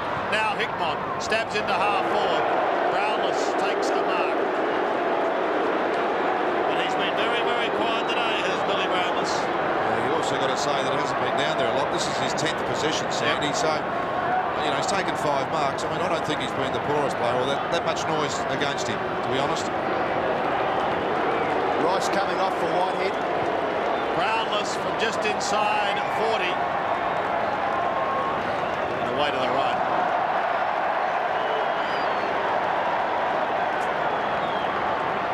So Whitehead on for Carlton. They've still got Hogg to come on too with more legs, so looking very ominous. A real go. He hasn't missed a game this year. They've asked for more pace, Carlton. They've certainly got it. Silvani brings it back into play to Dean. The 2 veterans in that back line, and there are none better. Well, Deanie missed out a couple of years ago, but gee whiz, he's going to have a big night tonight, I would think. A short kick marked by Sexton. It's a pity that you have to talk like this and we've still got minutes left in the 3rd term, but they're just playing so ordinary football, Geelong. The kick forward by Mansfield. Drops at the feet of Ablett. Ablett's left foot snapshot. Smothered off the boot. It goes to Brownless. He's in the square. He must kick a goal for Geelong, and he does.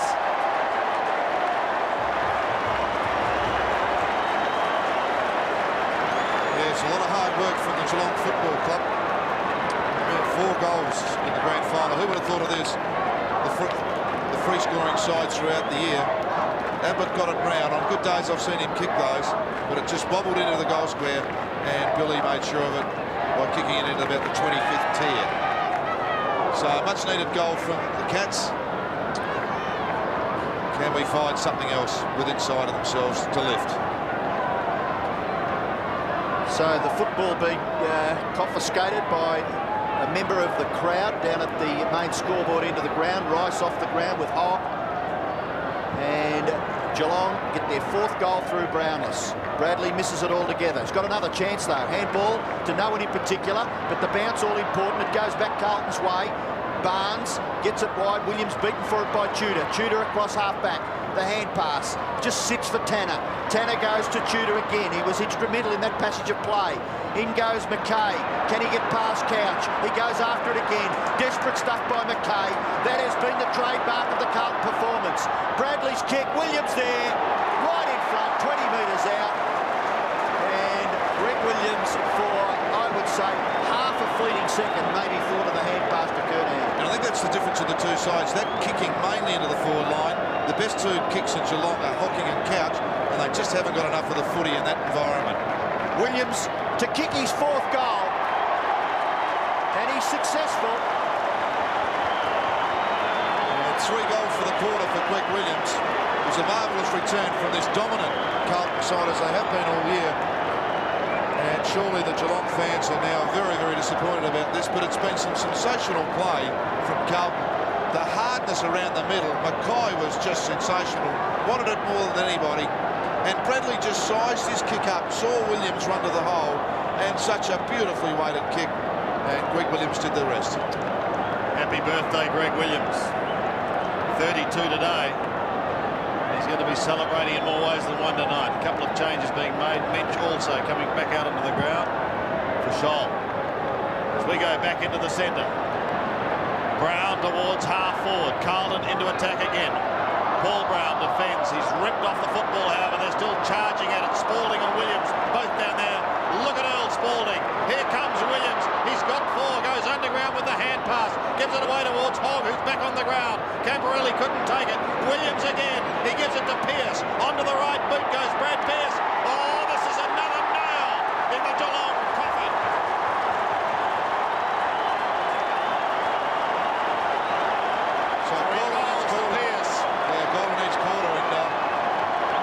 Pressure in the middle of the ground is just exciting at the moment. Williams just ever so creative in that forward line. Hogg manages to get it away, and back to Williams again. And if there was any doubt, any question mark at all about what Greg Williams was capable of, this has been his place and his forum for that premiership medal that he so desires. Gee, they nearly got the ball away from that centre congestion area again, but a free kick has been paid. The ball will come back. Still it will be Carlton through Justin Madden. Could go for Kernahan. Kernahan at full forward, in front, couldn't take the mark. Tries to flip the ball clear, only as far as Gary Hocking. His hand pass, finds Hinkley. Hinkley goes down the ground. The floating ball, clears the pack. Brewer goes in from 40 metres. Straight in front goes Brewer, and he's put it through for Geelong's 5th goal. So not as much noise for that goal, of course, and a very weary wag of the flag. And pretty good play as that ball came through the middle. Dean just misjudged it, and Brewer at the back just chipped over Silvani Sexton's head for a goal. So Brewer, the goal kicker for Geelong. Barry Stoneham looks on, absolutely helpless. 16-11 to 5-12. I think we all thought it was going to be a tight game, but the Blues have been just relentless in their attack on the football and their opponents. You can't believe this, can you? Geelong have had 6 losses for the year, averaged by 9 points. this is their biggest loss. This is going to be their biggest loss by a trillion times bigger than that. Well, amazing. Maybe, but still, the game has got a little bit to go. Barnes, left foot kick, not bad, finds Handley. Handley in the middle of the ground, hooks his kick wide. The ball sits at the feet there of Mansfield. He does well in the finish, gathers and kicks with his right foot to half forward, and the mark is taken by Pickering. Pickering is only about 30 metres out directly in front. He's been quite productive for the Cats, 14 and 7, and affected 2 tackles. Yeah, it's pretty regulation mark, and Christo just helped into the ground a bit. So the margin at the moment is 65 points. Pickering can bring it back to 59. He kicks for goal, and he has put it through. Yes, it's an amazing scoreline, and Gary Ayres, Michael Tuck, Paul Armstrong, look on. Jeff Keeshan there as well. Handley's kick missed Mansfield, but it was good enough to come back. Mick Mansfield's done some pretty good stuff in this quarter. He's been one of the few really good Geelong players in this quarter, trying to get them going, trying to run down, and Leon Pickering grabbed the mark. 59 points the margin. Handley out of the centre. Geelong go down towards Ablett. The siren beats him. And it's a miserable-looking scoreline for the Cats. So here we go. It's the final quarter of the 95 Grand Final. Carlton are 16-11. Geelong 6-12. They lead by a tick under 10 goals. Handley out of the middle. Mansfield went through without the football. He'll get another chance, however. Flicking it round his body towards half forward, and Mitch marks in front. In front of the miserly Peter Dean. He gave him plenty of attention, so Bench just gave it away to Couch. He's got to give it back to him again. The defence has just hassled them all day, right from the opening bounce. Judah passes into half forward poorly, and Holt takes the mark. They'll get 50 metres as well. So suddenly they're well out of defence, and Carlton are going to be charging into attack. Yes, that is just absolute frustration. It really doesn't mean much at this stage, does it? Pretty lousy 50 metres too. Yes. Not good real estate there. Kernahan marks just outside 50. He's been good, Sandy. I mean, I think he set the scene very early. You could see the determination written all over his face when he let that side onto the ground. Yeah, it was a pretty good kick from Hogg, up and under, and Kernahan just that metre. Ben Graham unable to get there. Well, I'm sure he more than anyone remembers the feeling in '87. He captained the side. He won their club championship award, and he topped their goal kicking in that year. And he's going to lead them today.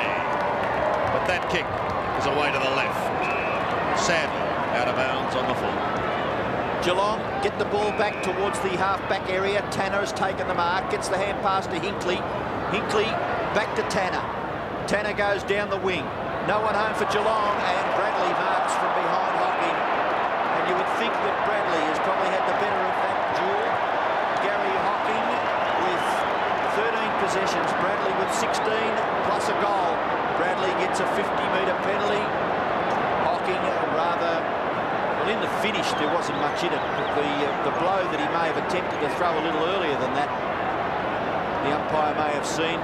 But Bradley with the 50 metres. What a great move. He's been playing half-back flank as well. What great discipline from this great player. Yes, I agree with you, Malcolm. I think that this player in the 21 Guernsey, well, that was the one that perhaps the umpire saw, but a couple of others were hit and misses. But Bradley, he has been a terrific player. Over 200 games. Hasn't missed many in his entire career. And that kick is a goal. So well done to Craig Bradley. He's now kicked 2. But the first goal of the last term sets the Blues onto a big victory here in the Grand Final of 1995. Yes, and that free kick, that's Michael Mansfield and now Gary Hocking giving away free kicks at the start of this last quarter. And I suppose if there was any hope, you probably, if at all possible, should try and avoid that. I mean, it really doesn't do much for the game at this stage. 113 plays 48. Madden again. Minch gets the hand pass, sweeping wide to try and accommodate Pickering. Under plenty of pressure from Koutafidis. Hocking hurriedly gets boot the ball down towards right half forward. Hickmon takes a strong mark. Still outside 50. Their attacking forays have been few and far between. Hocking marks.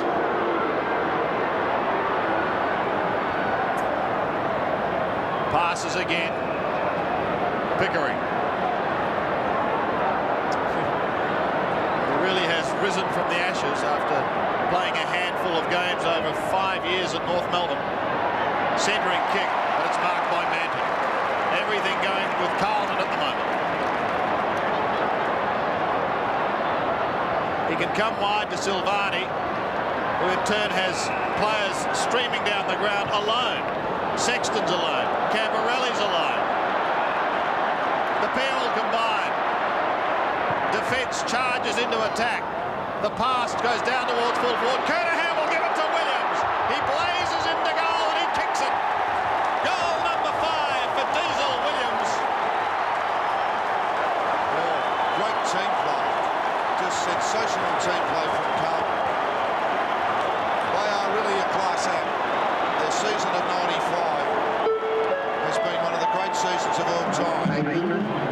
This committed side, Stephen Kernahan with the body beautifully, and then Williams just chipped it underground. 5 goals in a very impressive performance from Greg Williams.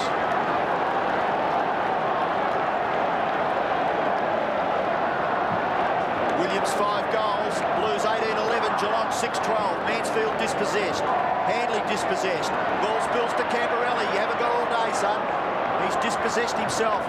Couch goes down the ground, Manton goes out to give Sexton a hand on Brownless, but Brownless gathers.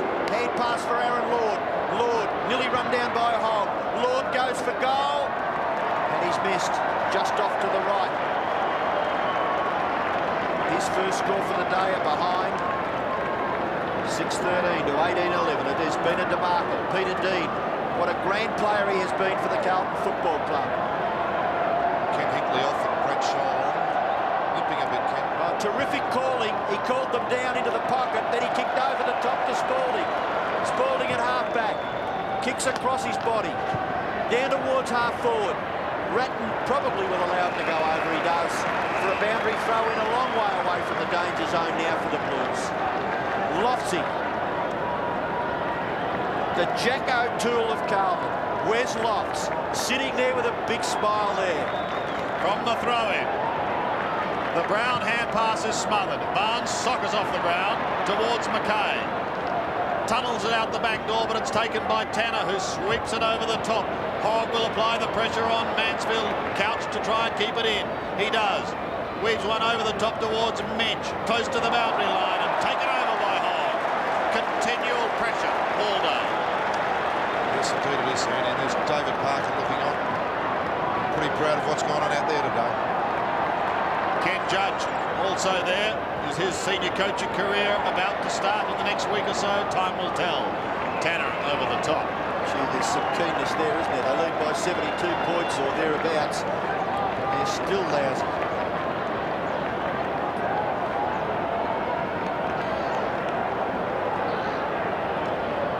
The game really promised so much at the start, didn't it?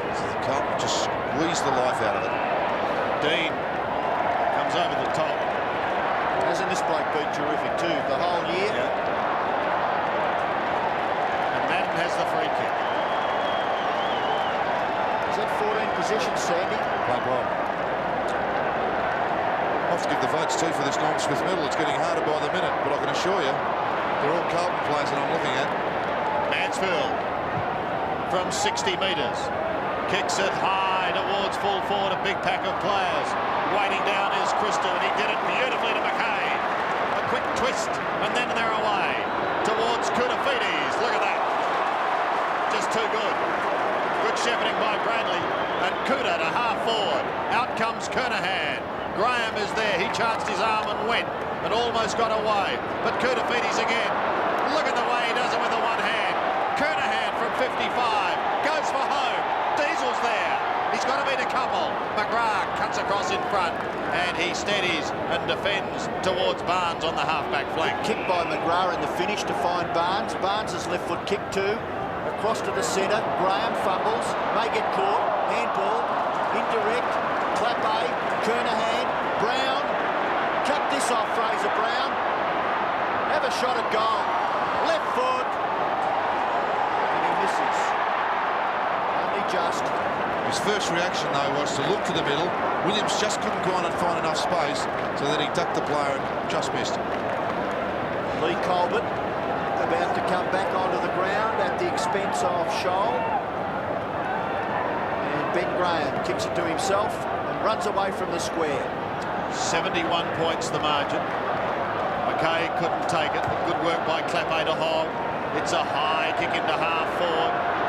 The pack's there. Ratton first to it. He was held. The umpire calls play on. There they go again. Spalding pops it over the top. They've got the numbers everywhere. Williams again. That's one into full forward. Kernahan will shoot for number 5. Williams already has 5, and he's given a few away. Great play here. Great pressure again from the Carlton players. Great sharing of the footy. And Williams already got 5, but still thinks team and gives it to the skipper. And he now has joined him with 5 goals.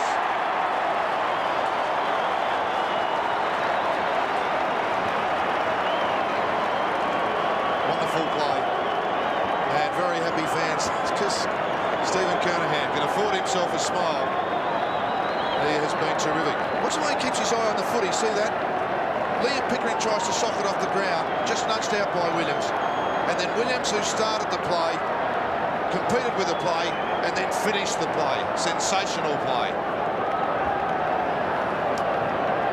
There are 5 goals each to Williams and Kernahan, 3 to Pearce, 2 to Bradley. And on the other side of the ledger, Geelong have managed 6 goals, and they're all singles. Gary Ablett remains goalless. Silvani minds him on centre wing, so Ablett all the way down the ground. Madden again. Can't clear the pack. Tanner goes away for Geelong. Kicks to half-forward. Manton. He'll get a bit of pleasure out of this, Glenn Manton, because he'll have a premiership medal to hang around his neck too. Away to Hogg. Hogg is at right half-back. Kicks out towards the wing. Brown is onto it. Gets past. Then kicks in towards half-forward. There's no one home for Carlton. Geelong under pressure. Lord. Away goes Pearce. Can he get his 4th goal? Tries to get back onto his left foot. McKay, he's supposed to be playing on the back line. In goes Camperelli. Little kick by that player. Tries to find Spalding. Can't spin out of trouble. He's still got the footy, but he bashes it clear back towards Camperelli. Camperelli to the square. Back there is Barnes, and he marks safely right on the line. He's going to have to go back.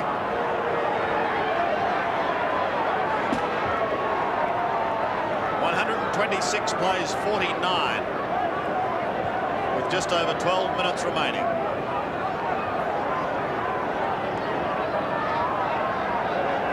The margin 77 points.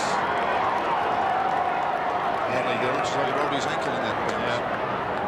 So Barnes from fullback just chipped short to Lord. From the back pocket, Aaron Lord towards centre wing. Mensch trying to get his hands on the football. He finishes over the line. Still see Peter Dean 5 deep, just made sure no one marked that. There's Paul McNamee, who has a big job come January with the Australian Open Tennis Championship just across the way. Madden and Mensch, won by Madden. The big man has had an excellent day. Bradley, hassle to the line, but gee, he's worked hard too for the Blues. He's been a great player for a long time now. A veteran of 226 games, Craig Bradley. Handy feeling, isn't it? 10 minutes to go in a grand final, you lead by 10 goals. And a bit more. Yes, look at Koutafidis. He started in a blaze of glory, and he's going to finish in a blaze of glory. He finds Pearce on 50. What an outfit this Carlton unit is. From 52 metres. Look at the kick from Pearce. They're rocketing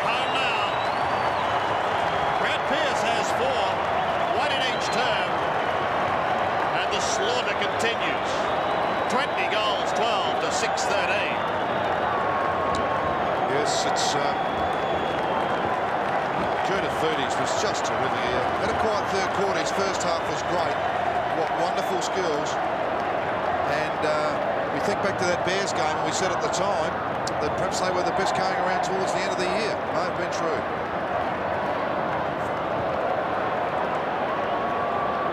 .132 plays 49. The Blues go into attack once again. A crash there. Colbert gets it back. Williams. Oh, he would have loved that, wouldn't he? Oh, he had half an hour too. 6 goals against his game in a grand final. But left wondering about that one. Milhana on the boundary line. Lord marks the kick in. Still Williams and Kernahan with 5 goals apiece against their name. Tanner just wide of centre half back. Hand pass over the top to Tudor. Tudor goes wide towards half forward. Mensch marks in front of Koutafidis. Koutafidis sensational. Hand pass by Mensch finds Tudor. Tudor goes high. The kick is smothered off the boot once again. Still the Blues, relentless in their attack on the football. That kick goes across the face of goal, and it's been marked by Handley, who we believe may have hurt his ankle in a ruck contest 2 or 3 minutes ago. Handley will kick from about 15 metres, but the angle you can see there is his main contention. He's had a quiet day, but he hasn't been on his own. Handley kicks for goal, and he's put it through. Geelong have kicked their 7th goal. Yes, Geelong's first goal this quarter. And in the meantime, Carlton have kicked 4.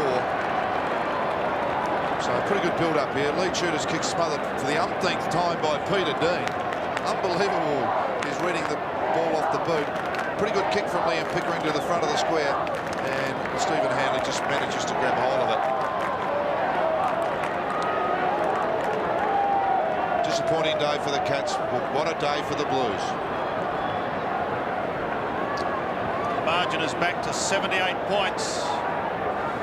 Never thought at the start of this day we'll be looking at the record books for the greatest winning margin, but that's 96 points held by Hawthorn. Ironically, Gary Ayres played that day back in 1988. So we're still in the middle, and we've still got just under 10 minutes remaining. Will Carlton rewrite the record books in this fashion too? Camporelli takes it from Brown. The youngsters charge to half forward to Kernahan. Couldn't take it cleanly. Ablett tidies up. He defends, but only down to the half-back line. And as far as Camporelli, who's got a player loose, that is Whitehead, he marks on right half forward. Silvani's down there as well. He goes for the centering kick, looking for Spalding. Barnes chips in. From half-back, John Barnes has got some runners on the outer side. McGrath is one of them. Gets around Williams. Kicks towards centre wing, towards Paul Couch. He goes up towards Hickmott. Christou is the spoiler. Brewer in for the assist. Manton gives chase. Brewer is pretty brisk. Kicks in towards half forward. Sexton chops it off again. Now it's Carlton's turn to stream away. And stream away they do. It is Hogg running down the ground. They peel off everywhere. Williams could be the target. Ablett is with him. The 2 champs. Silvani in for the assist. Silvani will give it to Williams. He does. Over the top he goes to Whitehead. Whitehead from 35. Finishes it off with a goal. A wonderful rebound play from that terrific back line. Sexton read the ball well. Brewer just showed him too much of the ball. And then no Geelong player touched it down the member side to end up with Adrian Whitehead. She was clean, wasn't it? Yeah, it was good. Williams absolutely knew what he was going to do when he gave that off to Whitehead. Just draw the player a bit and then just set him up. 28 possessions for Greg Williams, including 5 goals. Sensational game. It's amazing, isn't it?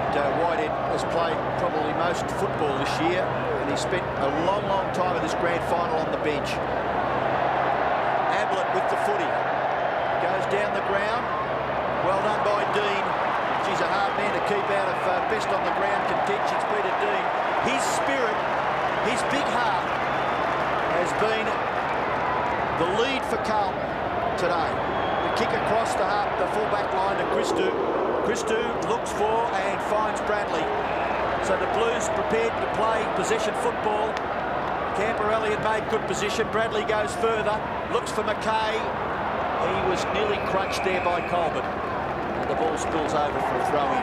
21 goals, 13 to 7-13. Margin is 84 points, and Bobby Davis, the coach of the last Geelong Premiership team in 1963. Whitehead takes it away. He's 50 metres from goal. Unselfishly gives it to Matthew Hogg. Matthew Hogg, well, good build-up, disappointing kick behind to the Blues. And Bobby Davis also has the honour of presenting the Premiership trophy and the medallions. He'll be doing that. Not to his beloved Cats, but to Carlton.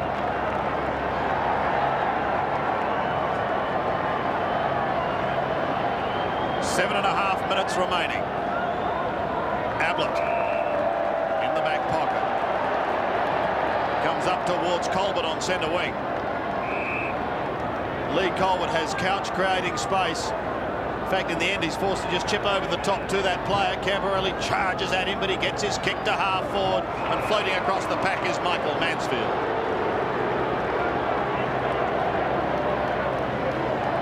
"13 kicks and 8 marks for Mansfield today.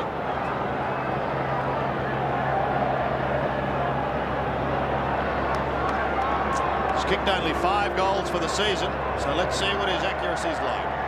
Of course, with limited opportunities. Mansfield in his 97th game. Started away to the right. An attempted soccer off the ground by Handley fails. Christou gives it away to Ratton. Carlton are out of trouble again. Towards Silvani on the half-back flank. Metres in front of Ablett. He takes the mark and plays on. Gets around the cat champion and kicks to centre wing. Clappe is interfered with. He was held and he didn't have the football. Wants to go on with it, but has got to come back. Manton to come off and Hannah to go back onto the ground, Sandy.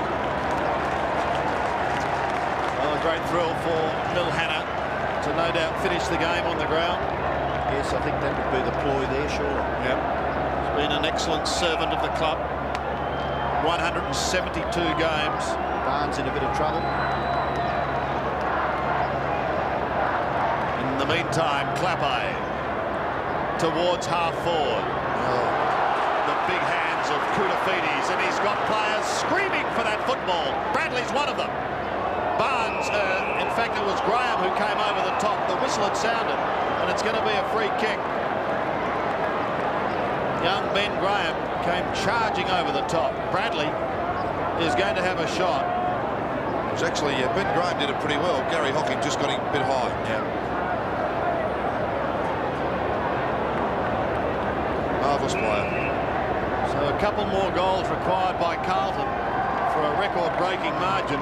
That's the last thing Geelong fans want to hear. But Bradley, with 2 in the game so far, one of those kicked earlier in this quarter. 45-degree angle, 35 metres out. Starts it right, it stays right, and one behind is the end result. Yes, Craig Bradley. It's a wonderful day on Gary Hocking. Here we go. Barnes gets the big jump and almost hangs onto it and just fell awkwardly. The kick in has been taken by McGrath. McGrath goes in towards half-back. Pickering gets it to Tanner. Tanner goes short and Lord misses it. Mansfield it was. McKay to Spalding. Spalding's got plenty of time. Gives away ground to Silvani. Silvani shares it with Whitehead. Whitehead can go to Brown. Brown's on his own. 65 metres from goal. Goes in towards the pocket. Kernahan knocked away by Graham for a boundary throw in about 40 metres around from the Carlton goal. So a little bit of a dust-up behind play between Spalding and Mansfield. Michael Mansfield not happy with that little elbow. Geelong try to clear from half-back. Brown, handball in towards half-forward. Spalding tries to crash his way through. He's caught and will be penalised. Advantage is paid. Geelong come away. This is Lord from centre half back. He's kicked towards half forward. Pretty good. Christou gets into the action, but Hickmott takes a good mark. 50 metres from goal. Goes across the half forward line where Lord has provided the target. Lord is not that much closer. Straight in front. Goes in towards the pocket. And on his own is Handley. Not too many cheers, Geelong fans. Very quiet now. 21 goals 15 to 7 goals 13. So the 1995 Premiership flag will sail away at Carlton. Handley, he's kicked a goal. Kicking from 20 metres. And he does the job right for Geelong. He's kicked his second. Yeah, so Stephen Handley with 2 late goals in a game that's well over, and I would suggest they're probably they are Geelong supporters, and just a ripple of noise now. And that margin from last year was ironically 80 points against that game against the Eagles, and how well we all remember that. And it's the same again. And with that lead up and build up, you would have thought there might have been something better from Geelong today.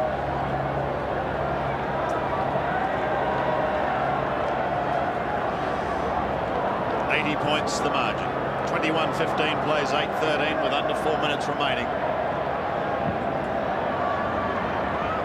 Tirelessly, Madden goes at it again. This time his opponent was Mensch. Bradley tries to soccer off the ground and has a fresh air shot. Tanner couldn't pick it up cleanly.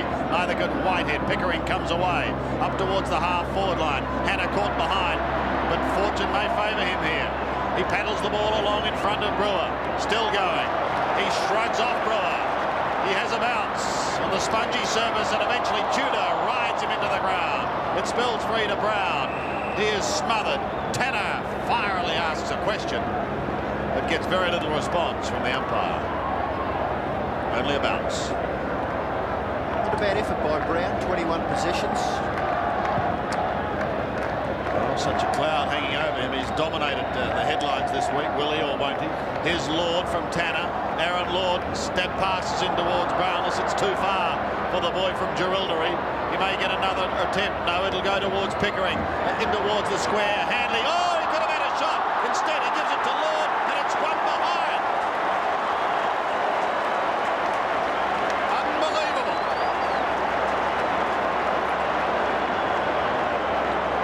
Yes, well, an interesting play, isn't it, when you're in the edge of the goal square. Just wonderful play from Silvani. That was amazing, wasn't it? Carlton get the ball out towards the wing. Colbert, clap A. Now Gary Hocking. Gary Hocking's little left foot kick is not far enough. Koutafidis is there. Another possession of that player. Shares it with Dean. Dean. That's a rare mistake by Peter Dean. The kick marked at halfback. This is Ablett. Ablett into the centre of the ground. Lord to Tudor. Tudor goes long. Handley, surely he'll kick this. Runs in, and this time does it right. 3 goals to Stephen Handley, and he was disappointed with that last effort, but he gets Geelong's 9th goal. There's just some chances being taken here by the Carlton defence now, and unfortunately for them, Stephen Handley left 3 times virtually alone in that goal square now, and really could have been in 4. But really has just fallen away to nothing. Whoever can use the football now will finish off with a goal or 2. 141 plays 68. Madden and Mitch. Brown for Carlton. A high kick by Fraser Brown. Well done by McKay. Knocks it forward. Spalding. In goes McKay again. Oh, McKay and Hogg, both in the last quarter, have sprayed shots at goal. And that one out of bounds on the full. Graham's kick. Short to Barnes. Barnes in the back pocket, looking for players to just split from half-back. Kicks it into that area where Lord is marked. The chant now for the Blues. Just time ticking away. 1.5 minutes left. Lord's kick into the middle of the ground. Hannah! Up high. Has been paid the mark. Players at half-forward, streaming clear. Hannah goes short. Spalding couldn't take the mark. Gets back onto his left foot. And still trying. He shrugs the tackle. Too high. Play says the umpire. 3 Geelong players swoop on it, and they will come clear from half-back. The hand pass finishes with Tanner. Tanner goes in towards half-forward. The mark is taken by Hickmott. Hickmott to Couch. Couch towards full forward. And the mark is taken by Brownless, 45 metres from goal. Billy Brownless has kicked 1 goal. The only multiple goal scorer for Geelong is Handley, who has kicked 3. Brownless kicks for goal. It's a pretty good kick by Brownless, and he has registered a goal for Geelong. Yes, once again, L Sporting at the other end of the ground, probably just trying to do some party tricks late in the game, and coughed up the footy, and it eventually ended up with some pretty good skills through the middle of the ground. Hickmott to Couch was good. Couchy hasn't done a lot of that. He hasn't got clear a lot today. He's got his touches, but never clear enough to really make Carlton pay. Great kick too there from Billy. Inside the last minute of the 95 Grand Final, hocking out of the centre for the Cats. Is down to half-forward with a bounce. He chips towards Brownless again, and he marks just inside 50.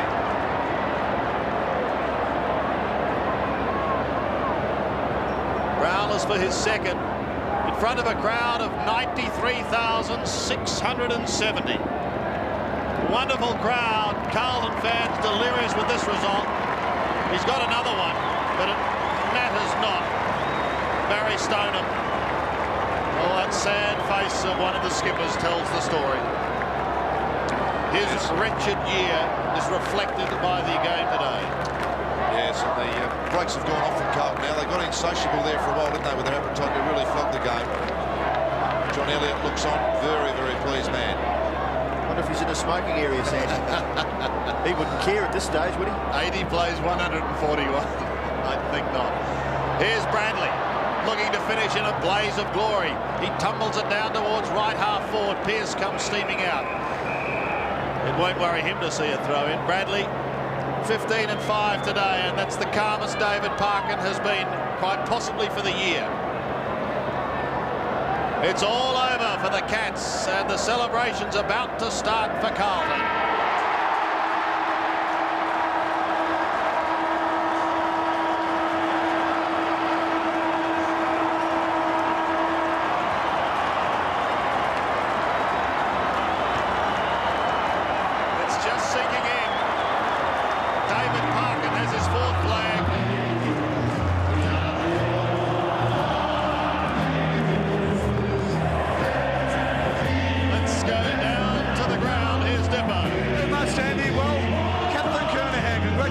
What a fantastic season it's been for the Blues. Yeah, it was. We showed we're one of the really good sides that have played for quite a while, and we beat some good opposition today by 11 goals, and it shows you how hard we are at the ball, I reckon. Now, it's been a terrific year for the Blues. I mean, records upon records, and today, a one-way win. Well, I think, you know, a bit of pressure on us all year to keep winning and keep improving, and, you know, it's probably a fairy tale to win by this much in the granny. It's really been a year for purpose. I mean, David Parker's put a lot of pressure on the players, and you've answered tremendously. Well, we're a committed bunch of blokes down here, and we're a good side. Off you go, Shane, off you go. Look out, Sauce. Yes, wonderful scenes here. What about Peter Dean? This was a mighty game. Yeah, here, Peter. First of all, individually, congratulations on a great game, and what a fantastic team effort. Yeah, great team effort, girls. That's what we've done all year. Lost a couple of games. They say to win a flag, you need 3 things: discipline, commitment, and team spirit. It was all there. Yeah, we had it this year. We just had a great focus this year. All the young blokes, all the old blokes, just went to the basic football things. That's all it is bloody basic game footy. Now, you had a tough one last week. There was a minor doubt about you. Were you confident that you felt okay? The old-fashioned rule, girls, nothing above the shoulders hurts, mate. Well done, Peter. Enjoy yourself. Thank you, Sandy. Yeah, good on you, Curls, and I'm sure that Peter Dean will most assuredly enjoy himself. A veteran of 207 games. Back to Dipper with one of the youngsters, yes, Brad thanks very much, Daniel. One of the youngsters, well, 1 year at Carlton, has a terrific season of full forward and a premiership under your belt. Oh, dream come true, Dipper. This is great, fantastic. This is what football's all about. This is my life. It's all those boys' lives.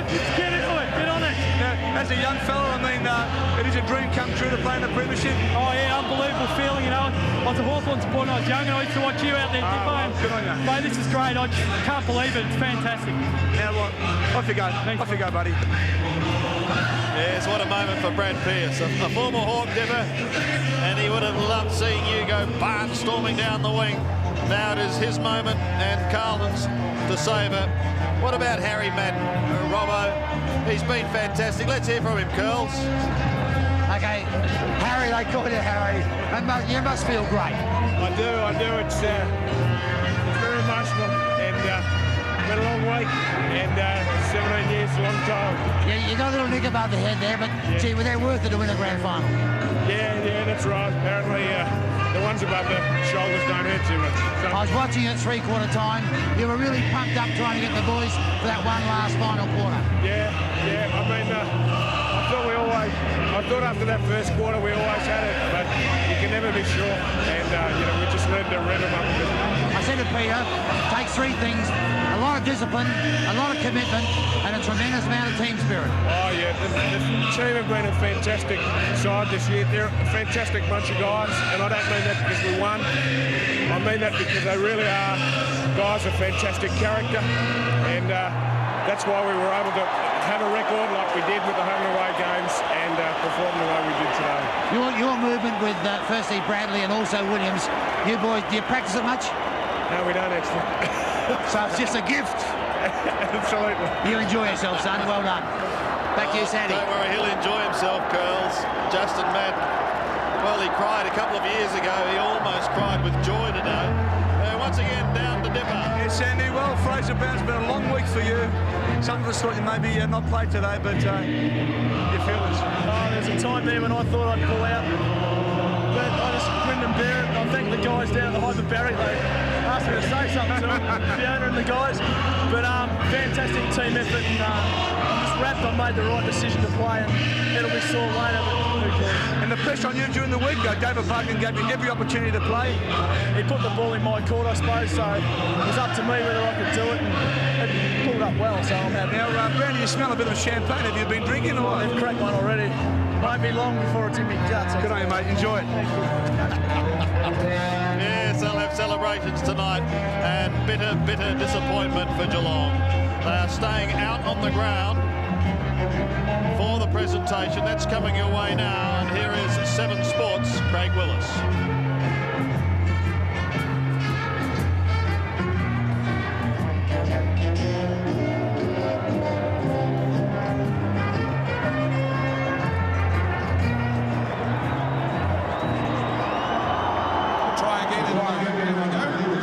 Ladies and gentlemen, normally the John Coleman medal is presented during an earlier finals match.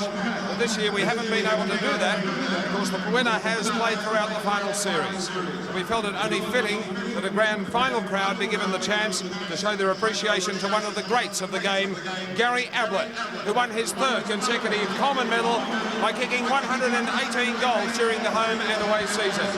To present the medal, would you please welcome the inaugural winner of the Coleman medal and former Richmond champion, Michael Roach.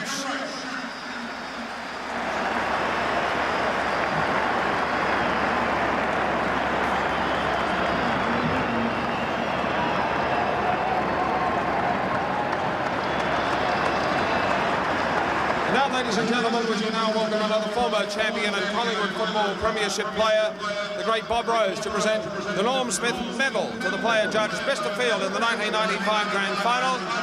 Ladies and gentlemen, by unanimous vote, the birthday boy who celebrates his 32nd birthday today, Greg Williams.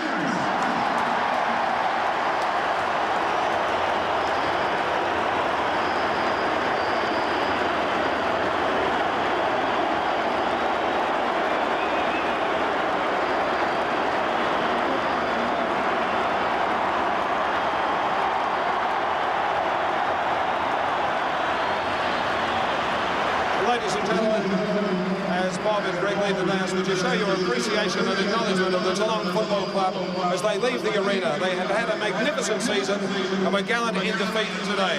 And it's no disgrace to be runners-up to a team of the calibre of the Carlton Football Club.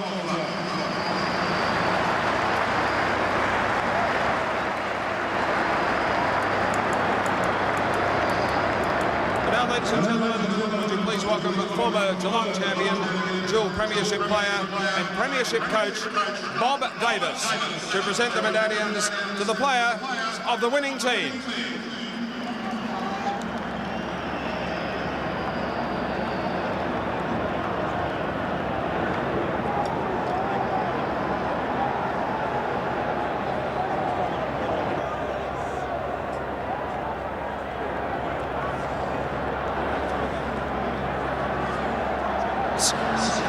Number 1 for Carlton, Stephen Silvani.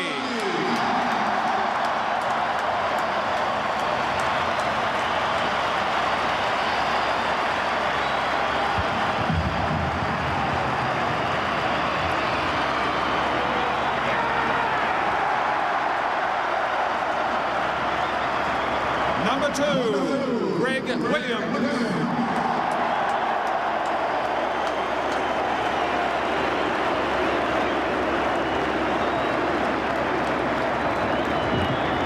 Number 5, Andrew McKay.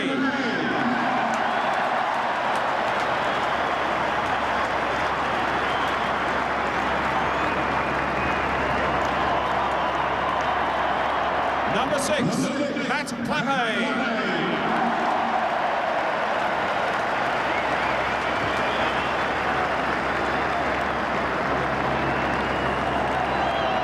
Number 7, Brett Grattan.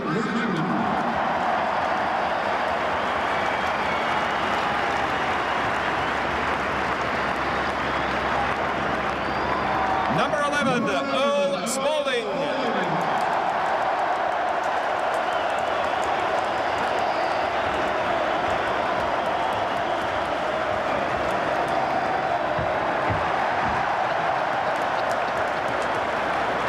Number 13, Bill Hanna.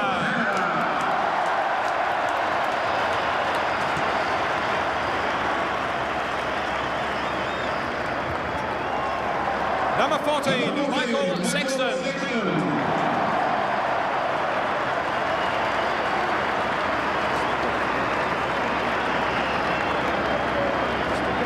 Number 16, Scott Cavirini.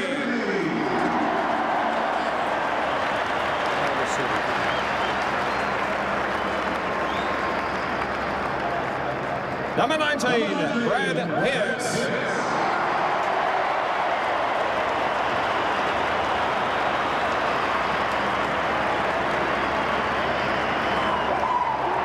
Number 20, Fraser Brown.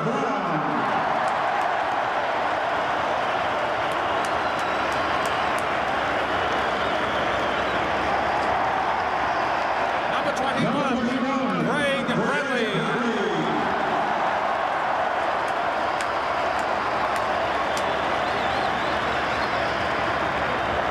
Number 22, Glenn Manton.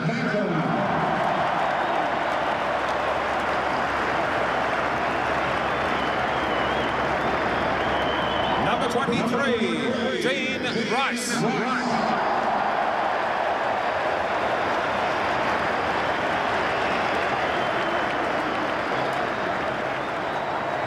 Number 32, Adrian Whitehead.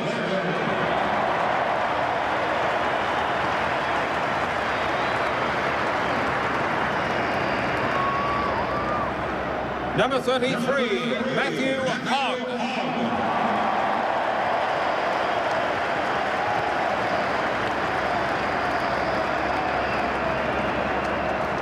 Number 35, Peter Dean.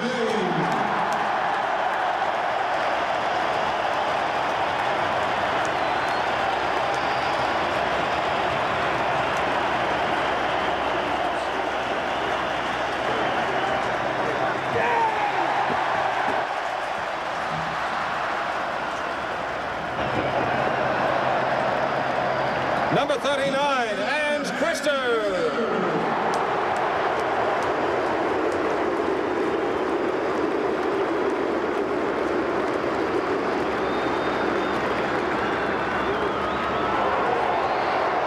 Number 43, Anthony Kudafidi.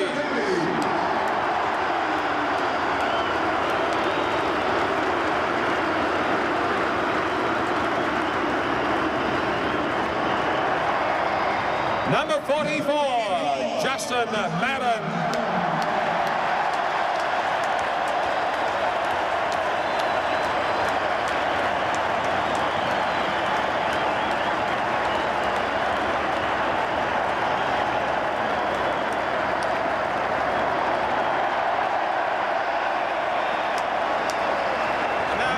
Please welcome to the dais Coach David Parkin and Carlton skipper number 4, Stephen Kernahan.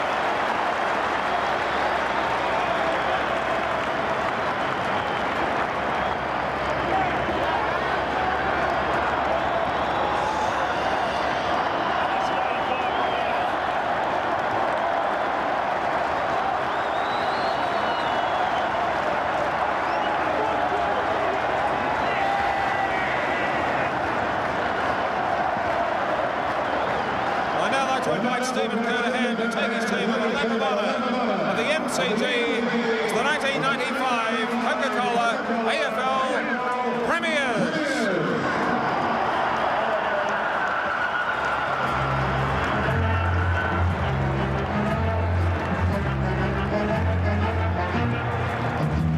And it's going to be a hot old time in Carlton Town tonight, Malcolm Blight, after really a sensational performance. With the build-up this game had, I think everyone was expecting, everyone was hoping that we were going to see a contest on a grand scale. It was grand, but it was all Carlton. Yes, it was. The super team of 95 have shown that on the day that it counted most. And, I mean, you must have some compassion, I suppose, for Geelong 4 times in 7 years. But this was a super side. In fact, I'd say go far as to say it is probably the super side of the century. 20 wins, never been done before, and then for 3 finals to win a grand final by 11 or 10 or 11 goals is just an unbelievable performance. And to do it by winning 16 games straight and at the same time becoming the greatest premiership winners in the game, now with 16 flags. Is it worthwhile mentioning that they only beat the Bears by about 2 goals? So on 2 occasions, they beat the Bears 14 points and 13 points in the space of a month. Yeah, just mentioned that during the call, and that I said that perhaps the Bears might have been the hottest side going around at the time. It's amazing, isn't it? Now, one of the great feelings in footy, going around. You can't beat that, can you? No, you can't. And look at Justin Madden. Justin just strolling.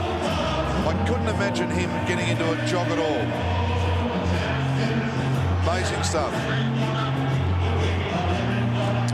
And of course, this is the Carlton first AFL Premiership. They won one in the VFL in 1987. Yes. So it is. Have a look at Stephen Kernahan. What a great captain he's been, Robbo. You've seen him a lot. I don't think you'll go to bed probably until at some stage tomorrow afternoon. I think the only thing Carlton fans are hoping is that he doesn't break into the Tammywanen Classic, Stand By Your Man, as he did a number of years ago. I think I'll try anything in the next 24 hours. And of course, son of Serge. He's made his own name, hasn't he? Stephen Silvani. Did a fantastic job on Adelaide.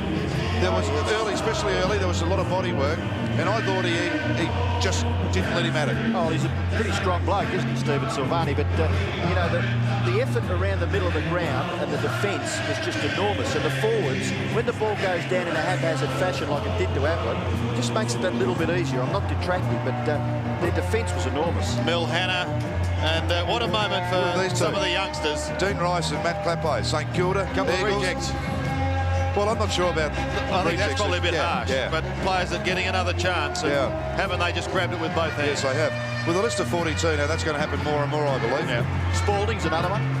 Yeah. Well, there are a number on this ground today. Brad Pearce. I mean, I think Spalding's performance in Perth towards the end of the year when he bowled a couple of blokes over just set the scene for the last few well, the last 6 weeks of the season for the Blues. Gee, haven't they eliminated a myth that they're a bit soft under pressure? That's a stronger game, as you've seen, and last week against North Melbourne was a stronger 2 performances, as you've seen. And what a moment for Greg Williams. He celebrates his birthday today. And Michael Sexton, one of those unsung. Andrew Mackay, what a kid he was. So as they continue their way around the MCG, it's become a stroll now, an amble. They're exhausted, but they're delirious. The celebrations are just starting for Carlton. They are the champions for 1995.